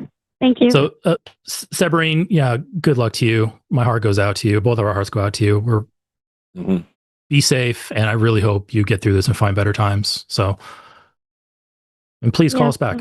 Thank you for your time as well. I appreciate it. All right. You have a good evening. Take care, Sabrine. Be well. Thank you. Bye. Oof, that breaks my heart. Brave lady. Yeah, very brave. And yeah, and next time I'm pissing and moaning about my time in the witnesses, I'm gonna think of her and just how I was never under any physical danger leaving my religion, and that's just something I can't even fathom. Yeah. Okay, well let's we have 2 callers left. DeAndre is still in the queue. We'll probably save DeAndre to last, and then we have Dave. Yep. So I need to go and bio really quick. So yeah. I'll start with Dave, and yeah, we'll get through Dave. We'll jump into DeAndre. I have eaten 2.5 Mexican pizzas, and I am about to vomit. So let's see how this goes. Dave, you're on the line with Forrest and only Forrest. How you doing today? Great. How you guys doing? I'm all right. So, what did you want to talk about? Awesome. And am I really on? I just wanted to make sure I was listening to you guys. You guys giving great everything. Dave from Chicago and all that. Right on, man. What did you want to talk about? Perfect. No. So, I just recently came upon your guys' show through YouTube and stuff. And what had made me call in was specifically the a description of the video, which was the Christian God, sucks, exclamation point. So I was, just hoping to get a little bit more, not, elaboration or anything like that, but I kind of want to know, like, I don't want to be that guy with asking a question with another question, but what is it that makes you guys think Jesus Christ sucks? So the God of the Bible is an absolute monster. Jesus Christ, depending on, I should ask, are you a Christian? Yeah, I'm Catholic. You're Catholic, okay. And so it would remind me that you believe in the Trinitarian God, that Jesus is a part of God, not a separate entity, right? Correct. We were the first religion, pretty much, kind of, so yeah. So the Old Testament God is Jesus, just in a different form, right? Yes, correct. But Great. being Christian and Christianity is literally in the basis of the name Christ. So that'd be Right. I just want to make Jesus, sure right? I'm not. I just want to make sure I'm not misrepresenting you. So when we read the Oh, no, Bible, no, the God of the you're spot Bible, on. You're spot on. yeah, the God of the Bible is an absolute monster. He does, says, and commands evil things constantly. And Jesus isn't much better. He has some very lovely teachings, and then also some hideous ones as well. And just generally, if this God is real, it's not worth worshiping because it is genuinely just evil and dumb. No, I get what you're saying and meaning and all that, but I want to get more specifically into, the title of your video and everything. I'm sure it's not rage bait or trying to get people to click and stuff No, like we that. genuinely believe that the Christian clear. God is evil. We genuinely believe that the Christian God is evil, and that if it does exist, nobody should worship it. We don't think that it exists. We are both atheists, but if the Christian God is evil, it's if the Christian God is real, it's a monster. The God of the Bible is stupid, mean, arrogant, ignorant, cruel, unnecessarily, logically contradictory, morally contradictory. It's very clearly more interested in its own ego. God of the Bible literally says his name is jealous. That's why he acts the way that he does, is he's so jealous that his name is jealous. He drowned the entire world because he regretted making humans. He fucking commanded genocide on multiple occasions. He commanded slavery and explained how to do slavery, both for non-Hebrews to keep them for slaves forever, and then for Hebrews, he had special extra weird slavery rules with a little workaround where you could still keep somebody as your property forever and they get passed down to your children. Jesus comes along and says, not a jot or a tittle of the old law shall change until all things come to pass. And God is the same forever. It isn't until Jesus comes along that we get the concept of hell. So infinite torture and infinite punishment for finite crimes comes into play, which is also evil. So generally, you just have this God front to back. The Bible is pro-slavery, pro-genocide, pro-rape, pro-misogyny, pro-stupidity. And the God of the Bible is just constantly making mistakes, constantly stepping over and tripping over his own feet, constantly punishing other people for his own follies and his own foolishness and his own short-sightedness and shortcomings. And generally just isn't somebody that anybody should look up to or want to be like or worship. Okay.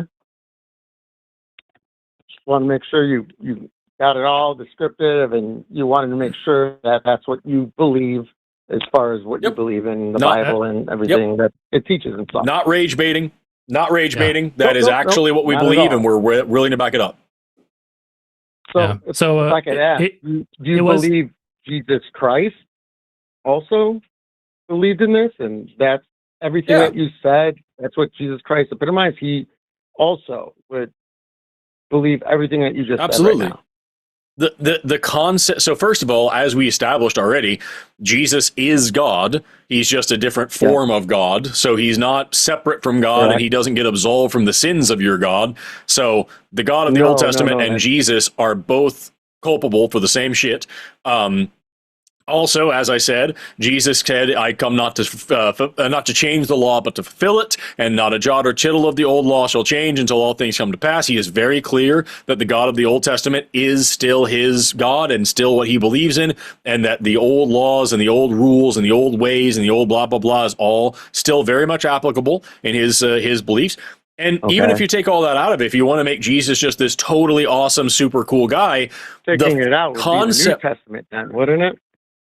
No, that's all in the New Testament. But what I'm saying is, even if you want to say that Jesus was just a super cool guy and Jesus was really nice, the concept of Jesus in the first place is still evil. The fact that Jesus needed to come to earth and die and be, all this stuff is still evil. The idea that God is so... Because God made the rules of what's right. So first of all, he made humans knowing what they were and knowing what they would do.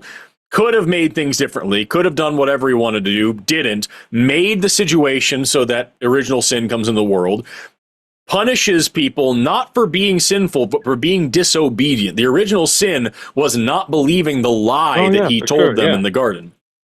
So because humans were not blindly obedient automatons, he punishes all humans forever, especially women who have painful childbirth and must be subservient to men now. Fuck that.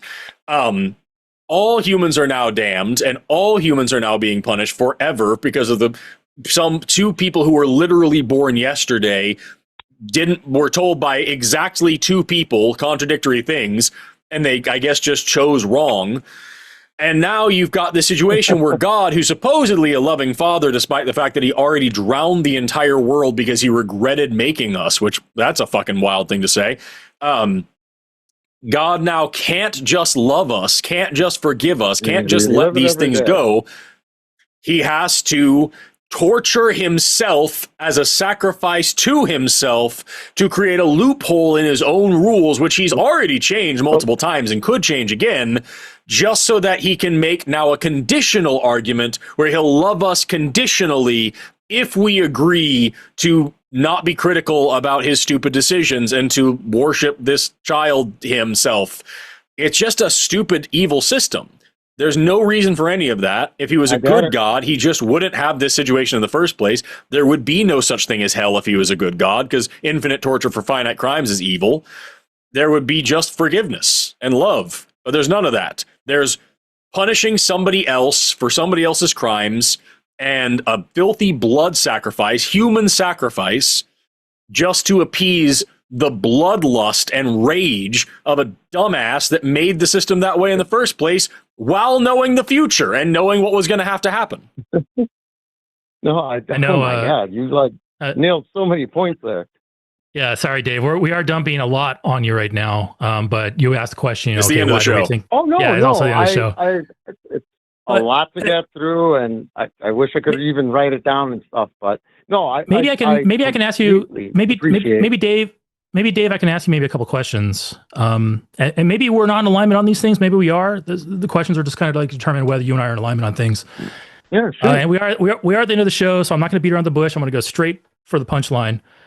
Dave, it is my position that anyone who drowns babies sucks. Yeah. Are you in alignment with me on that or not? Oh, of course. Okay. God drowned babies. Yes. No. No? There were no babies during the flood? You don't think there were babies when God flooded the world? Specifically against that God doesn't exist. So how did he drown babies? Because this in is your framework, because your religion. Dave, this is you guys are asking me the questions. No, Dave. Yes. We're conducting an internal critique of the Christian faith. Okay. So for a moment, we will speak of these things as if they actually happened and apply logic to it to see if it stands up. So our contention is that the Christian Bible God would be true then. For the sake of the Bible is true. For the sake of conversation, we can temporarily adopt that position to internally critique it. Okay. So Dave, for a moment, I will adopt that what the Bible says about God is true, that Noah's flood actually happened. It is my position, Dave, that anyone who drowns babies sucks. God drowns babies, therefore God sucks. Basic logic. Do you disagree with me on any of this? Well, not at all, because that's my personal belief. If I'm a Viking who thinks I should kill people, wouldn't that be completely different? Hold on. We're getting away from what I asked you. So, Dave, let me ask you as a Christian. No, not at all. Do you believe God drowned babies? No, humans drown babies. So wait, hold on. How many people were on the planet when God flooded it for Noah's flood? Do you know how many? Estimate? If I knew, I would tell you. I don't. Okay. The estimation. Were any of them babies? I know. It doesn't matter if it was 10 or 100, but it was probably several million.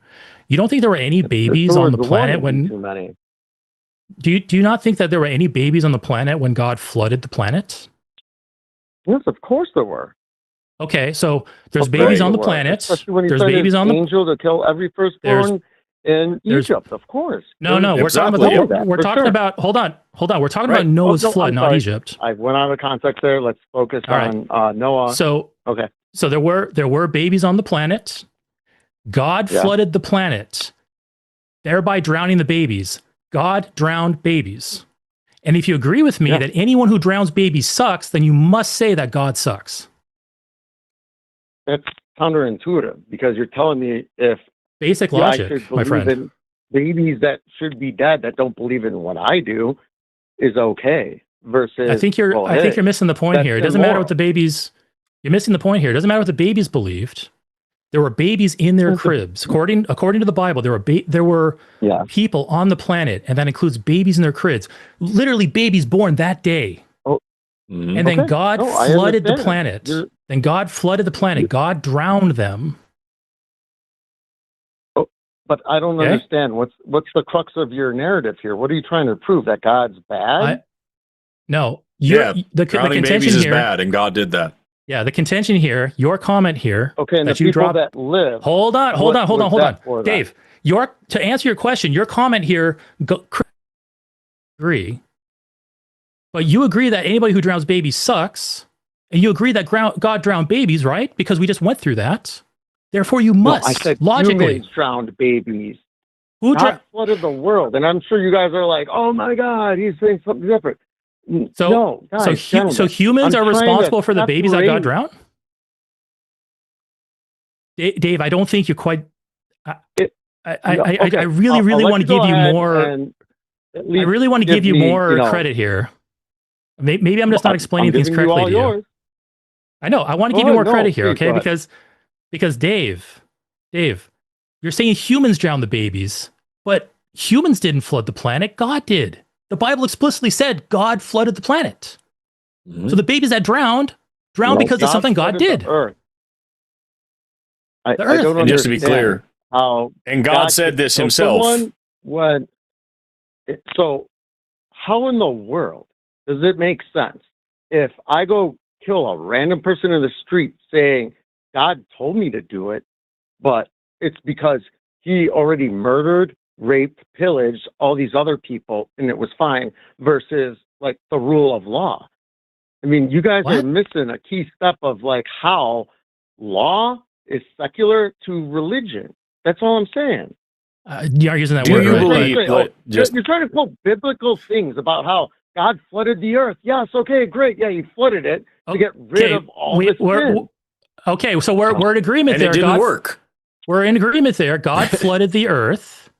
The earth had many babies in their cribs. Therefore, God drowned babies. And if anyone who drowns babies sucks, and God drowned babies, then God sucked. Internal critique, Dave. Try to keep up here, man. We're taking your story. In Noah's Ark. So why are you trying to? You don't believe in Noah's Ark as a point, though? No, you don't believe in Noah's Ark. Oh. You don't believe in the Bible, so why are you giving examples? Oh my God! How this could be true, Dave, there's no way you're as stupid as you're pretending to be here. This is so bad. We don't think your religion is true. You do. You do believe this is true. So we're saying if this is true, faith versus your absolute needing to know that this has to be true because it's your belief. Dave, I mean, that's what is I don't the Lord. get. Dave, is the Lord of the Rings true? To an insane person?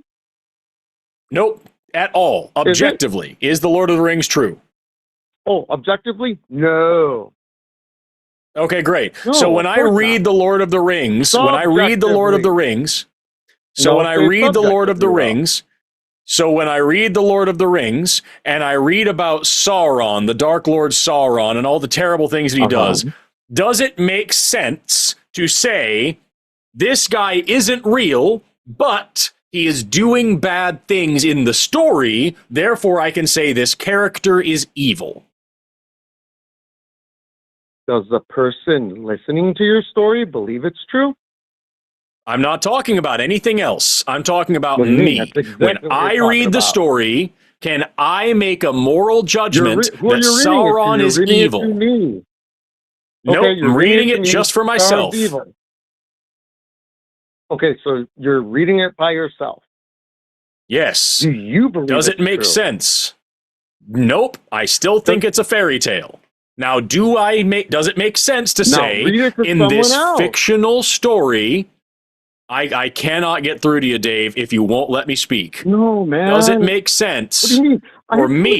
You guys talk all the time. Dave, I think does it make I will sense? not talk until you tell me it's okay. Go. Okay, great.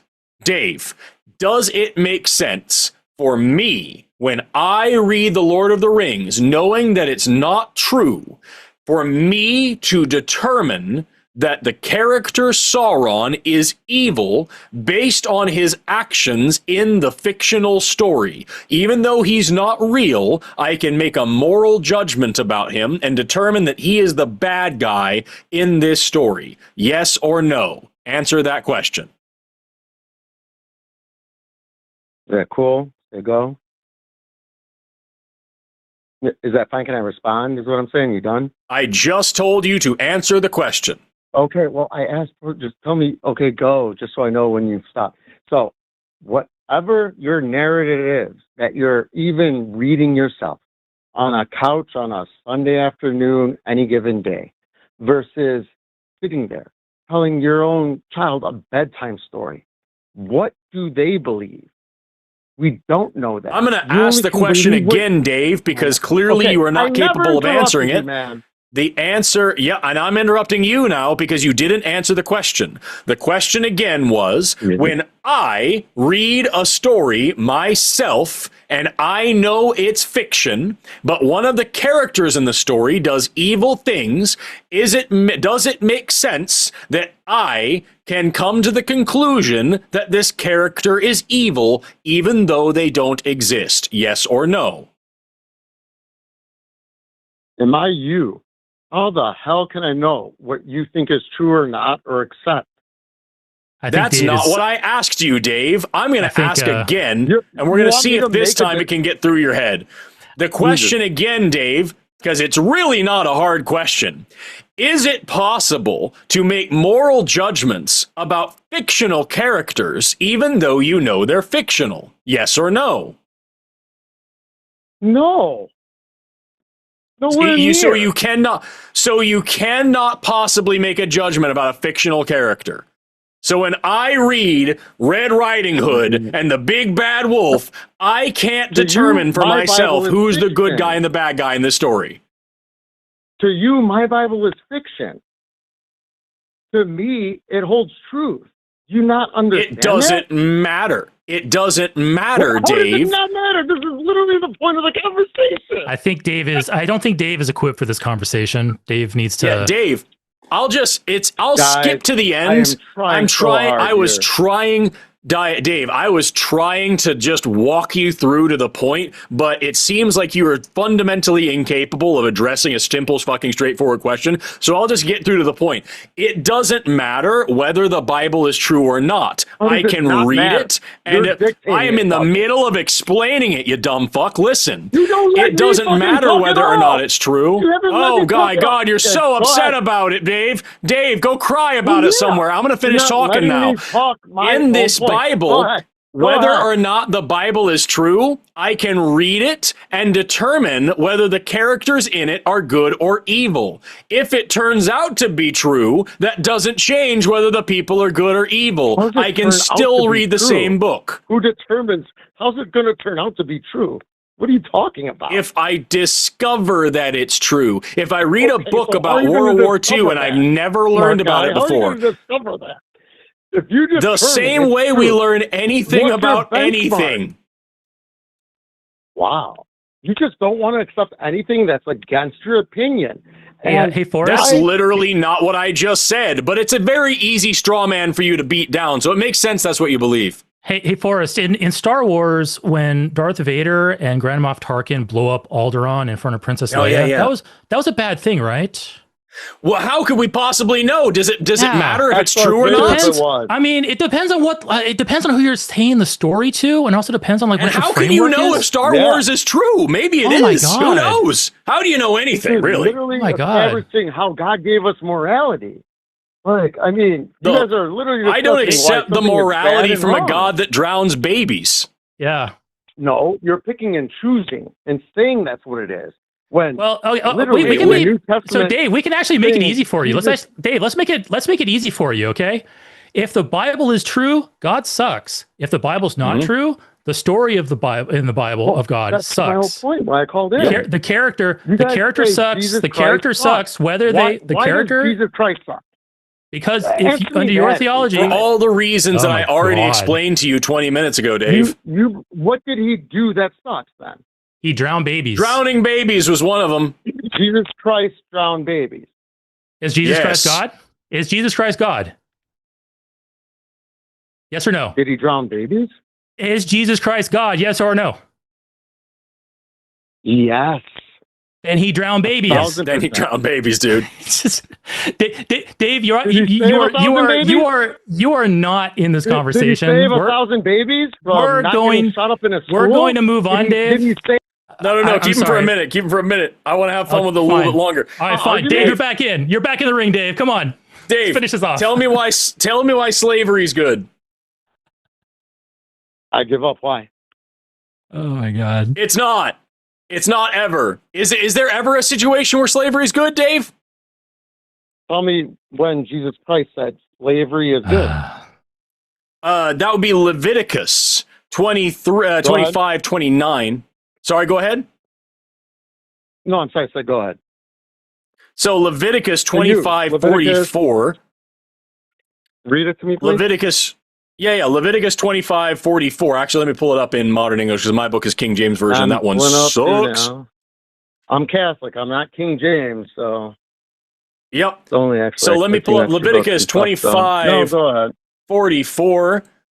It says, as for your male and female slaves, who you may have from the nations around you, from them you may buy female and male slaves. Moreover, you may buy the children of the strangers who dwell among you, and their families who are with you, which they beget in your land. They shall become your property. You may take them as an inheritance for your children after you, to inherit them as a possession. They shall be your permanent slaves. But regarding your brethren, the children of Israel, you shall not rule over one another with rigor. So, that's the word of God. That is God speaking in that part of the Bible. That is Jesus, because Jesus is God, speaking in that part of the Bible.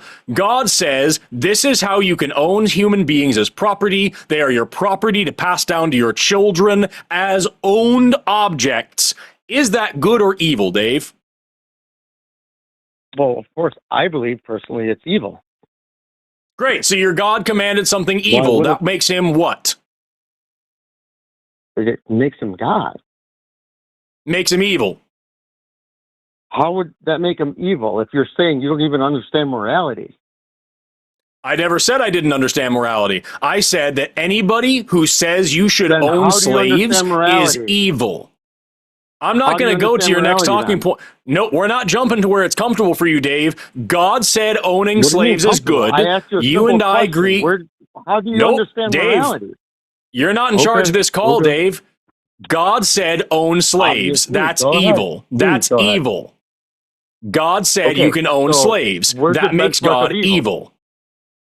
Nope. Where's God that said you benchmark can of evil own come slaves. from? Does Oh my that God. make God evil or not? I can nowhere near judge God. Are you kidding me? So you Are you don't kidding know me? if owning slaves is evil or not? No, I'm saying I believe owning slaves is completely fucking wrong. Does God Great. believe that? So if I will never so- say God believes that. How could I So- possibly even fathom to think what God thinks? God. Hey, Dave. come on. So Dave. God, I can't make it any clearer for you, dude. Yeah. You Dave, know well, you that haven't owning helped. slaves is wrong. God said you can own slaves. That makes God wrong. This is literally the easiest open book text in the history of the fucking world. It's I'm so gonna make simple. I'm going to make it No. even easier. Hold on. Let's Literally, stop here. I'm going because to make I'm this. Catholic, I'm going to make this. the Dave, Pope stop. can decree what he I'm gonna says. make this It's an even easier for infallible you, thing Dave. That was wrong.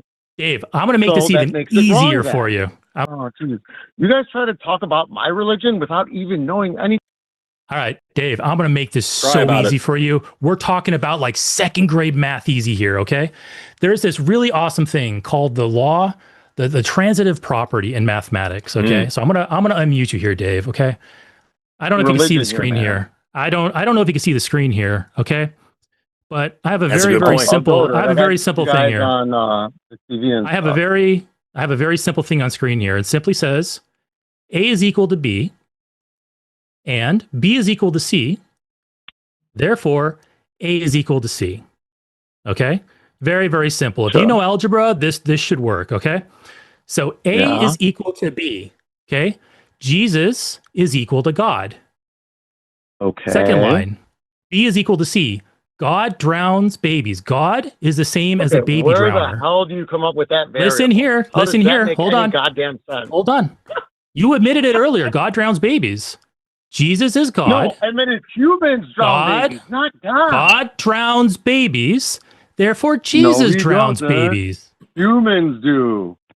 Humans Okay, do so not just really quick, Yeah. in Genesis chapter 6, verse 7, and the Lord said, I will destroy man who I have created from the face of the earth, both man and beast and creeping thing and the fowls of the air, for it repenteth me that I have made them. He didn't say man will destroy each other. He said, I will destroy humans because I regret making humans. So it doesn't say man drown babies. It says God drowned the babies. That's what it says in your fucking book. Where does it say babies at all? Jesus. Oh my God. Wow. Oh, let's make it even simpler. Let's go over to 1 Samuel. God.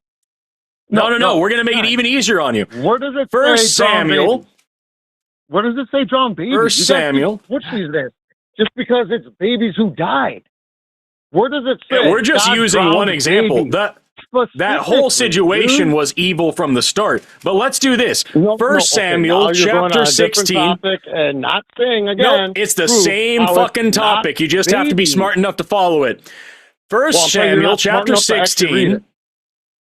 First Samuel. Actually, no, hold on. That's the wrong fucking chapter. Where God smites Amalek. We are getting so many clips tonight. Wrong thing. It's great.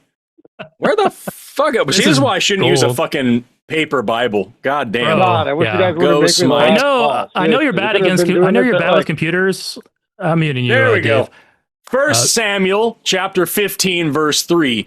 Go now and smite Amalek, utterly destroy all that they have, spare them not, slay both man and woman, infant and suckling, ox and sheep, camel and ass. So there, Dave, there's the middle ground. There is God telling a person, telling Saul in this case, to go kill babies. Was that a moral thing for God to command? Go kill those babies? No, of course not. So then your God commanded something immoral. It was Saul to decide whether he was going to do that or not. That's the whole point of free that's not will. true, Dave. That's not true, Dave. Okay, because in the very next when it comes to the Bible, because I've read because unlike you, Dave, I've read your fucking book. So in chapter 15 verse 3. So many different in chapter 15, in chapter 15, verse 3, God tells Saul, go kill the Amalekites, kill their men, their women, their children, and their infants. Then you go into that same chapter, just a few verses ahead, verse 9, but Saul and the people spared the best of the sheep and the oxen and the fatlings and the lambs and all that was good and did not destroy them. And what does God do in the very next verse? God says, I regret that I have made Saul king. He has turned his back from me.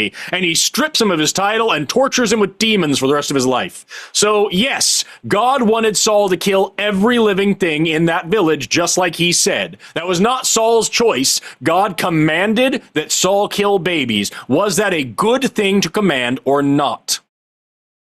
I believe it's a horrible thing. Then your God commanded a horrible thing, which makes your God horrible. That's what I believe. What it really is whatever he did. But this is where I think you guys are kind of missing the point, not even the context of stuff. You want to point out that it can at least have a couple 30 seconds. Cool. You have 30 more seconds, so Dave. Gentlemen, Dave, wait, look, we're going on 4. We're going on 4 hours here, Dave. Just wrap it up and let's get out of here. Hey, I waited for 2 of them. Wrap it up like your dad should have. 2 of those hours too, guys. Okay, look, I'll make it quick and sweet. I know that you guys are trying to say this God did this. He's a blood god. He would do this. Why would he do that? And I get that and all that. And people will say New Testament versus, Old Testament versus New Testament. And this is why it is. And he's a bad God and all that. Guys, there's no comprehension level that me could say, I understand what God does. No comprehensive level. So just to be clear.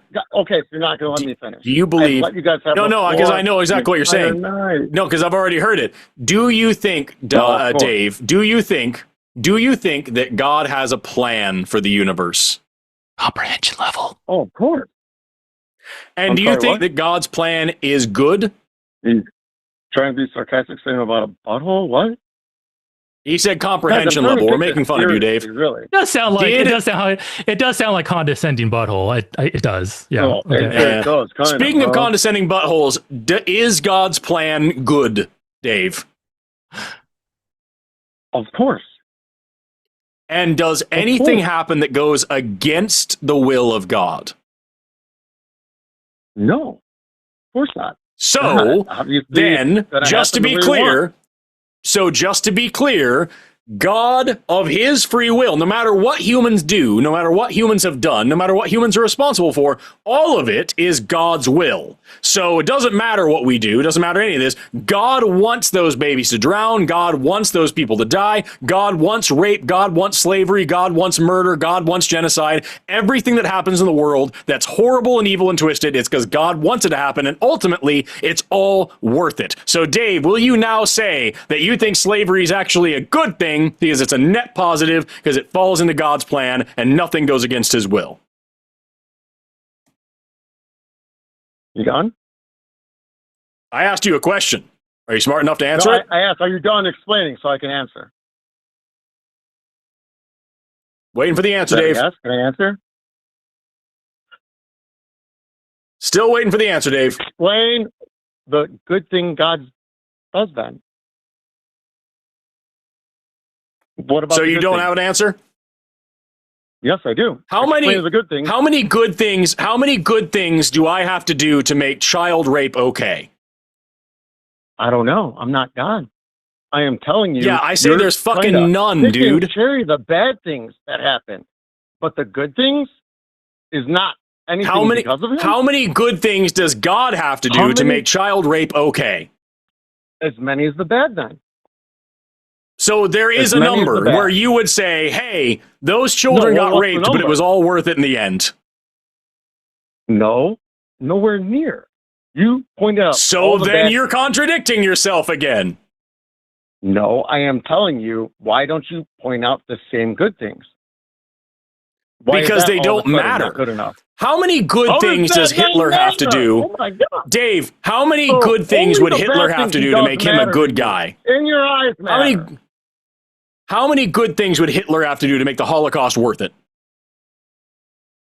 I'm not God. I don't know. But maybe there's none. There is none. The answer is none. Because of you God? Immoral shitbag. The answer is none.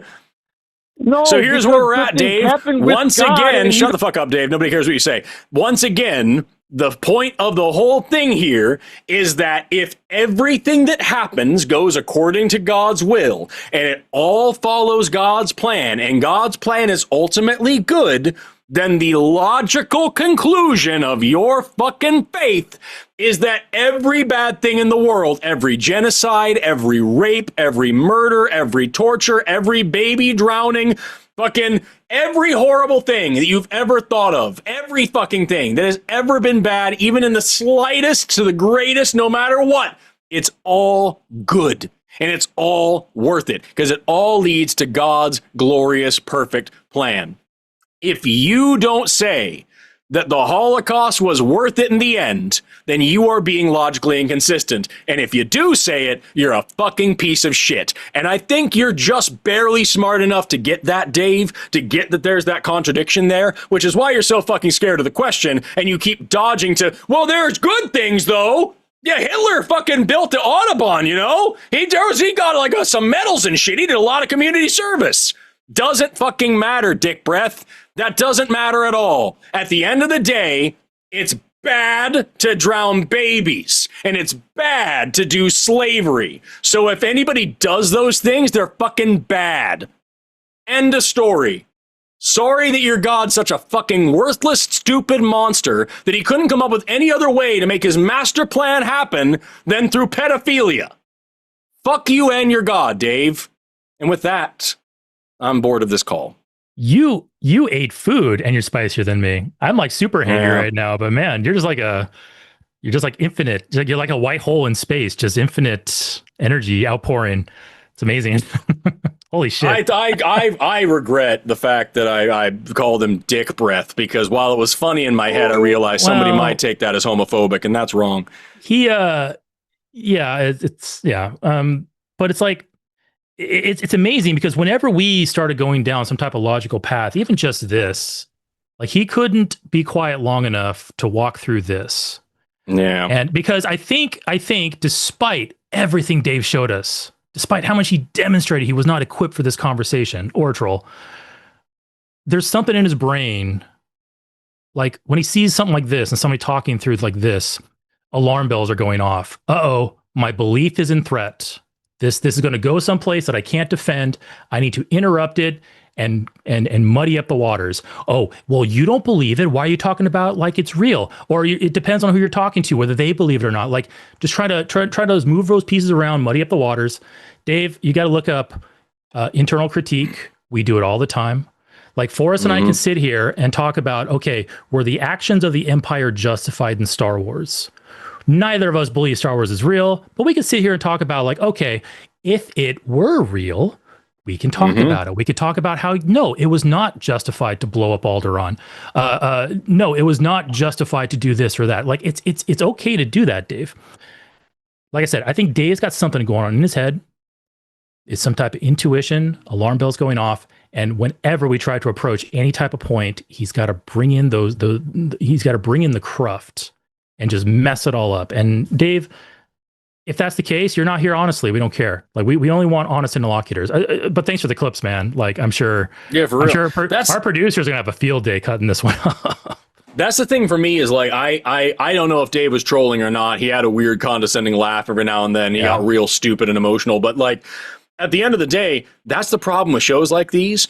When I'm doing like science shows and whatnot, it's pretty easy to tell who's just fucking around. When it comes to the religion shows, though, you can't, because the thing is, I hope people understand, Poe's law is in the fullest of effects on these shows. You cannot tell when someone is just fucking with you versus somebody who genuinely is not allowed to think anything negative about their God, and therefore they will say, yes, every single thing you describe. If I read the Bible to them front to back and just take the word God out and say, fucking David did this and David did that and David, they'll say, yes, this is all evil. What an asshole. This person should go to jail forever. By the way, that was God. Those are great. That's all good thing. How do you even know what wrong is? You can't go judge God. How can you judge God? How are you not smart enough to know why they needed to do these things? Gotta bring in that cruft. Pathetic. Bring in that cruft, muddy those waters. You can't have a conversation or anything. And so like at the end of the day, even if Dave was a troll, this is still a good thing to serve to show people what the brain rot looks like when you get this fucking religion this deep into you, because this is what it does. You can't tell the difference. I get calls like that from people who are fucking serious all the time. So even if Dave was trolling, I have taken that exact same call from somebody I remember still. We had that one dude, Emmanuel, that called in all the time, who literally, we did exactly that exercise. He kept saying, I can't criticize God. And I just described God, but I said, I'm doing it. And he consistently, yes, that's evil. That's evil. That's evil. God did it. God's all powerful. God can do whatever he wants. And like, and we finally got into a point where we were like, okay, imagine a magical world where everything's exactly the same, except God can't hurt you. Do you think we're right? And he's like, absolutely. In that world, I'd be on your side. But I know I'm going to go to hell if I agree with you here, so I can't do it. Yeah. That's what it does. That's what it fucking does to people. Religion does not fry all brains. There are many very rational, smart, intelligent religious people out there. But the brains that religion does fry, oh boy, does it do it. And I think this was a really good example of it, because you can't entertain hypotheticals, can't think of what an internal critique is. Basic math, that's a no-go. Like it's it's really sad. But yes, I agree with you that when a call starts like that, we engage genuinely. And then once we hit a certain point, we're like, okay, this is no longer a conversation for the sake of the caller. This is now an autopsy for the sake of the audience. And we will shift over to that and all that. So anyway, that's enough meta. We're done. The call-in studio's closed down. This nightmare is finally over. And actually, I had a really good time tonight. I do need to get some food, though, because I am getting very, very hangry. But anyway, yeah. Should we probably I don't know, maybe do some host stuff, talk about who's coming up? You've been largely in the driver's seat today. You do that. I have been, but I've just been blinded. I was blinded by my hunger, and then you busted out the Taco Bell, and I'm like, that looks really good, but it also looks really bad. It was a really weird mix of emotions. Taco Bell is never good, but it is sometimes good. And now the portal logged me out. There we go. I'm logged back in. 40% of the time, it's good. None of the time. Yes. I make the joke that every once in a while, I will go and eat a Taco Bell to remind myself why I don't eat a Taco Bell. That's a very good way to say that. Yes. Yeah. Anyway, folks, we have every week is packed full of shows here on the line. Tomorrow, this is Central Time. Yeah, I'll go Central Time, even though I'm in the superior Pacific time zone. Tomorrow is CIN on Monday. What does CIN stand for? It's Calling Now. Calling It Now. Okay, there's all kinds of new shows. Tomorrow is Calling It Now at 2 p.m. With your host, Promise, and Alyssa Lube. And then you're going to have the Line podcast at 4 p.m., hosted by Alyssa Lube and a bunch of people named TBD. I don't know who that person is. Sounds really sus. Then we have Skeptalk at 6 p.m. That's going to be hosted by Forrest Valkai right here and John Gleason. That'll be tomorrow night. Tuesday, we have Chewed Gum with Taylor and Alyssa Lube. And then Calling It Now Tuesday at 8:30 p.m. That'll be Jimmy Snow and Ari Mermaid. Wednesday, we have The Hang Up, and we're going to have Justin from Deconstruction Zone and Dr. Blitz, PhD, both excellent content creators. They're on TikTok and also on YouTube. Justin is an amazing resource when it comes to biblical knowledge and prophecy and actually interpreting the original text of the Bible. And Dr. Blitz is a science whiz. He has a PhD. Great combination. Thursday, we have TACIS, and that's going to be at 2 o'clock p.m., and that will be with Dr. Ben and Jose Caballero. And then we have Call It In Now Tuesday with Jimmy and Luxander. Line podcast Thursday. That'll also be Alyssa Lube and a bunch of TBDs. Cus I Wanna on Friday at 6 p.m. All TBD. Who knows what the hell's going on there, but that's at 6 p.m. on Friday. And then Saturday, we have the Devangelicals, which will also be TBD on hosts. I'm probably making promises here about shows that may or may not happen with this many TBDs, but whatever. That's a Jimmy problem. Anyway, folks, thank you so much, Forrest. It was a pleasure as always. There's the music. We're leaving. It's finally over, folks. It's finally over. Thanks so much to Lux for producing. Thanks so much to I think somebody for being our call screener. Paul, that's the one. I was going to say Peter. And then Mary, too. Thank you so much to our mods in chat, keeping things simple and safe. Thank you to people in chat, even the ones that suck. Thank you for our callers, even the ones that suck. Fuck you, Dave. And fuck you, Jack, too. Fuck both of you today. Go away. Have a nice rest of your day. Never stop learning. Bye.